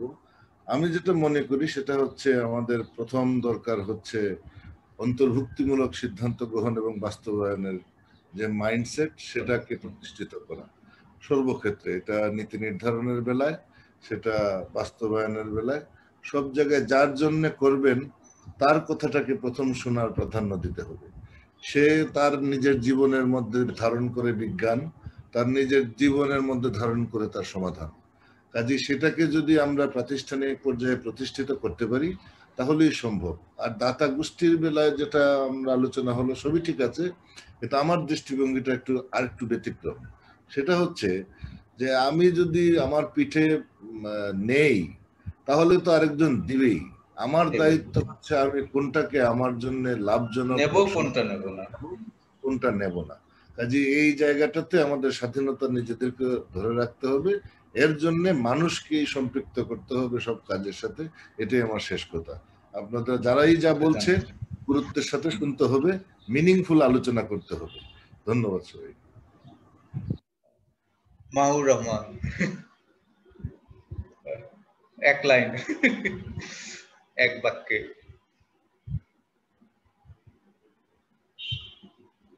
আনমিউট করেন মাহবুব ভাই, আনমিউট করেন। হ্যাঁ, আনমিউট। হ্যাঁ, 1 মিনিটে বলবো। সেটা হচ্ছে যে জামিল ভাই যেটা বললেন খুব ভালো লাগলো আমার কাছে, যে অন্তর্ভুক্তিমূলক। আসলে এই ধরনের উদাহরণ কিন্তু আমাদের অনেক আছে এবং সেইগুলোকেই আমাদের আরো সব জায়গায় নিয়ে যেতে হবে এবং সব জায়গায় কাজে লাগাতে হবে। যে ধরেন আমরা এই যে কথা বলি যে এখন আমরা অ্যাডাপ্টেশনে বিশ্বে একটা উদাহরণ, এই উদাহরণ কিন্তু আমাদের এই বৈজ্ঞানিকরা না, আমাদের পলিসি মেকাররা না, এটা হচ্ছে আমাদের কোস্টাল এরিয়াতে বা আমাদের যে ভালনারেবল এরিয়াতে যারা থাকে তাদের কাছ থেকে আসছে, সাধারণ লোকদের কাছ থেকে যারা ভুক্তভোগী। তো এই উদাহরণকে আমরা কাজে লাগাতে পারি আমাদের সব সব সব ক্ষেত্রে। প্রকৃতি নির্ভর আমাদের এই দেশে এবং প্রকৃতির সাথে উন্নয়নের জন্য আমার মনে হয় যে আমাদের কাছে মানে যথেষ্ট উপাদান আমাদের মধ্যে রয়েছে যেটা আমরা কাজে লাগাতে পারি। এটা আমাদের কাজে লাগানো উচিত। ধন্যবাদ সবাইকে। ধন্যবাদ। অধ্যাপক হামিদুল হক। আমি ওয়াইসম্যান, আগেও যা শিখেছি, আজকে যা শিখলাম তার থেকে সাহসী হলাম। যেমন কোস্টাল জোনের মানুষরা বলে, আমাদের ইফতেখার যেটা বলছিলেন যে কোস্টাল জোনের সাইক্লোনিক প্রবলেম সলিউশনের জন্য বা নোনা পানির হাত থেকে জমি এবং সুপেয় পানি রক্ষা করার জন্য বাঁধ প্রকল্প আসে, এবং বাঁধ প্রকল্প এসে এমন সব নতুন নতুন সমস্যার সৃষ্টি করা শুরু করলো, সেগুলো সমাধানের জন্য আরেকটি প্রকল্প, সেটা সমাধানের জন্য আরেকটি প্রকল্প, সেটা সমাধানের জন্য আরেকটি প্রকল্প। কাজে একটু আগে আমরা যেটা আলাপ করলাম যে মানুষের প্রয়োজনে, আমি হক ভাইয়ের উপরে আস্থা রেখে বলছি যে ওনার দর্শনটা হচ্ছে মানুষের উপকারের জন্য প্রকল্প হওয়া উচিত, কিন্তু আসলে কামরুল ভাই যেটা আগে বলেছেন যে প্রফেশনালসদের উপকারের জন্যই প্রজেক্টস নেওয়া। Projects are for the professionals, not for the local people. এইটার পরিবর্তন যখন হবে তখন হয়তোবা এই টেকসই উন্নয়ন, আমি টেকসই উন্নয়ন বলি না কামরুল ভাই, আমি বলি স্বাবলম্বী। আমি যদি স্বাবলম্বী গ্রাম করতে পারি, স্বাবলম্বী দেশ করবে। এটা মহাত্মা গান্ধী বলেছেন যে তুমি উন্নয়নে যেও না, তুমি তোমার গ্রামকে স্বাবলম্বী রাখো, তাহলে বিশ্বকে তুমি জয় করতে পারবা। কিন্তু স্বাধীনতার পরে তো আর তার নেতারা সেই কথা শোনেনি, তারা উন্নয়নে চলে গেছে আবারও সেই মানে সরকার অর্থনীতি থেকে তারা একই দশা রেখেছে। বাংলাদেশে আমার মনে হয় কি, আমরা এখন এডুকেটেড, আমরা যে জানি না কথাগুলো তা নয়, কিন্তু সেখানে একটা বলিষ্ঠ সেই ক্ষেত্রে আমার মনে হয় কি যে যারা একটু স্বাধীন আছেন, যেমন আমি শিক্ষা প্রতিষ্ঠানগুলোর কথা বলছি, সাংবাদিকদের বলছি, অন্যান্য প্রফেশনালস যারা আছেন, অনেক স্বাধীন প্রফেশনালস আছেন, তারা যদি মোবিলাইজড হয়, আমার বিশ্বাস অনেক উদাহরণ আছে সেগুলোকে বিস্তৃত আকারে নিয়ে যাওয়া। মানুষের জন্য বসুন্ধরা রিয়েল এস্টেট হয়নি, ইউনাইটেড সিটি হয়নি, আমির মোহাম্মদ ফাউন্ডেশন হয়নি, উত্তরা হয়নি। এগুলা সব হয়েছে ওই কতগুলো পারিবারিক সমৃদ্ধির জন্য, এটা মানুষের জন্য হয়। এবং এটা এমন একটি উদাহরণ, আর নতুন কোন উদাহরণ লাগে না আপনার ধরিত্রীকে ধ্বংস করার জন্য উন্নয়ন প্রকল্পের উদাহরণ, এটা আর কোনো উদাহরণ লাগে না। সেই কারণে আমার মনে হয় প্রফেশনালসদের জন্য ডেভেলপমেন্ট প্রজেক্টস না হয়ে মানুষের জন্য ডেভেলপমেন্ট প্রজেক্টস হলে আমরা ধরিত্রীকে রক্ষা করতে পারবো। আপনাকে ধন্যবাদ। একটা সেন্টেন্স লাস্ট, এটা ওই যে রাফায়েত বলেছেন, আপনার যিনি গুরু, অর্থনীতির ডিসিপ্লিনের গুরু অ্যাডাম স্মিথ, উনি নাকি একটা স্টেটমেন্ট দিয়েছিলেন যে তুমি যত বেশি ইকোনমিক গ্রোথে যাবে, তোমার বিজনেস তত বেশি আনএথিক্যাল হবে। তাহলে আমরা সেই আনএথিক্যাল ডিসকোর্সে যাব না আমরা এথিক্যাল হব? থ্যাংক ইউ কারণ এটা হচ্ছে অশেষ ধন্যবাদ। আমার স্মরণে আছে যে আমাদের প্রয়াত শিক্ষক প্রফেসর আবু মাহমুদ, তিনি বলতেন যে পুঁজিবাদ হচ্ছে আ বাঞ্চ অফ লায়ার্স। এবং পুঁজিপতিরা মিথ্যা দিয়ে সত্যকে ঢাকে এবং তারা শ্রমিককে শোষণ করে, তারা অন্যদেরকে শোষণ করেই তার পুঁজিটার বিকাশ করে এবং প্রবৃদ্ধি উল্লম্পন ঘটে। তো সাম্যতা, ন্যায্যতা অর্থনীতিতে যতদিন না আসবে ততদিন কিন্তু ওই যে শোষণ, নিপীড়ন এটা চলবে এবং ধরিত্রীকে আমরা রক্ষা করতে পারবো না, ধরিত্রীকে আমরা বরং আঘাত করব। কঠিন কুঠার আমাদের সেজন্য দরকার। তো ইফতেখার, তুমি কি কোনো শেষ কথা বলবে? গোলাম রব্বানী কি আছো আমাদের সঙ্গে? গোলাম রব্বানী? হ্যাঁ, ইফতেখার এক লাইনে শেষ করো। হ্যাঁ, যে আমি জাস্ট এক লাইনে শেষ করি যে আসলে যে রাকিবুল আমিন ভাই যে পয়েন্টটা তুললেন ওইটা ধরেই আমি বলি যে পলিটিক্যাল উইল, যে কোনো জিনিস বাস্তবায়নের ক্ষেত্রে আমাদের পলিটিক্যাল উইলটা যে আছে, তার রাজনৈতিক যে আছে তার বড় প্রমাণ আমাদের সংবিধানে কিন্তু পরিবেশ এবং জীববৈচিত্র্য অধিকারকে যুক্ত করা হয়েছে। এবং আরেকটা বড় পয়েন্ট হচ্ছে জাতীয় সক্ষমতা আছে কিনা। তো আমরা এই একটা মানে বিশ্বের সবচেয়ে বড় বদ্বীপ এলাকায় 16-17 কোটি মানুষ থাকি। তো এইখানকার মানুষের যে এইখানে টিকে থাকার মধ্য দিয়ে যে ইনোভেশনটা তৈরি হয়েছে, সেই ইনোভেশনটা আমাদের জাতীয় উইল, সেটাকে যদি আমরা একসাথে প্ল্যান করতে পারি, আমার মনে হয় যে আমাদের মানে আগানোর পথটা আরো সরল, সহজ এবং ভালো হবে। আরেকটা ছোট পয়েন্ট বলি যে আমরা বিশ্ব জলবায়ু সম্মেলনে যখন যাই তখন দেখি যে পৃথিবীর অনেক দেশে ভাড়া করা নেগোসিয়েটর নিয়ে আসে, অনেক উন্নত দেশ। কিন্তু বাংলাদেশ আমি দেখছি যে বাংলাদেশে আমি 2009 থেকে কপ শুরু করে এখন পর্যন্ত কভার করার চেষ্টা করছি, বাংলাদেশের সবসময় তার নিজস্ব যে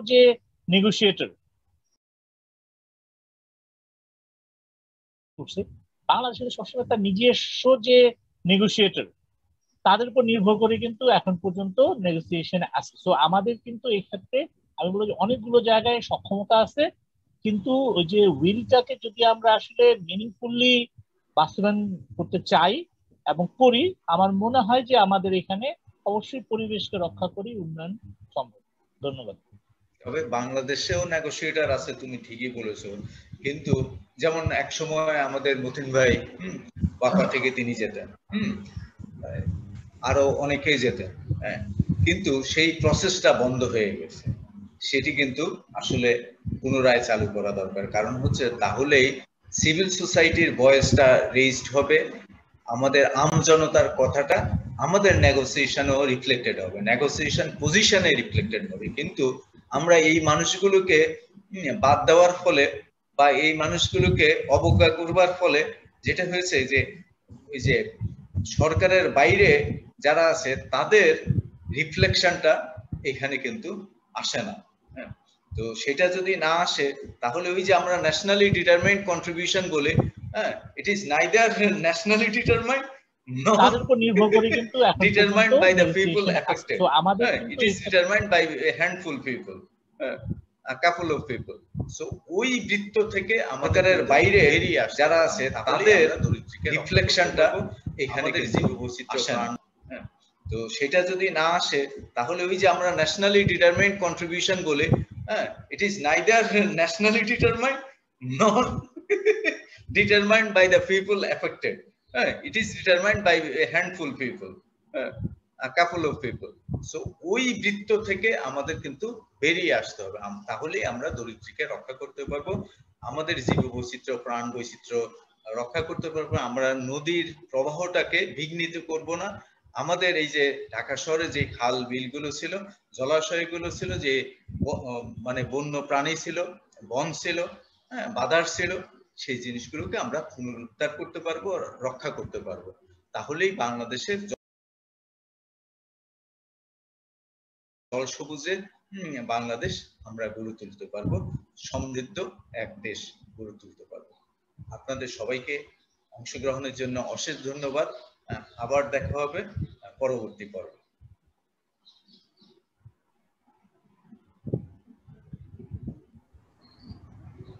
ধন্যবাদ কামরুল ভাই, আমরা লিভ করি। আসসালামু আলাইকুম।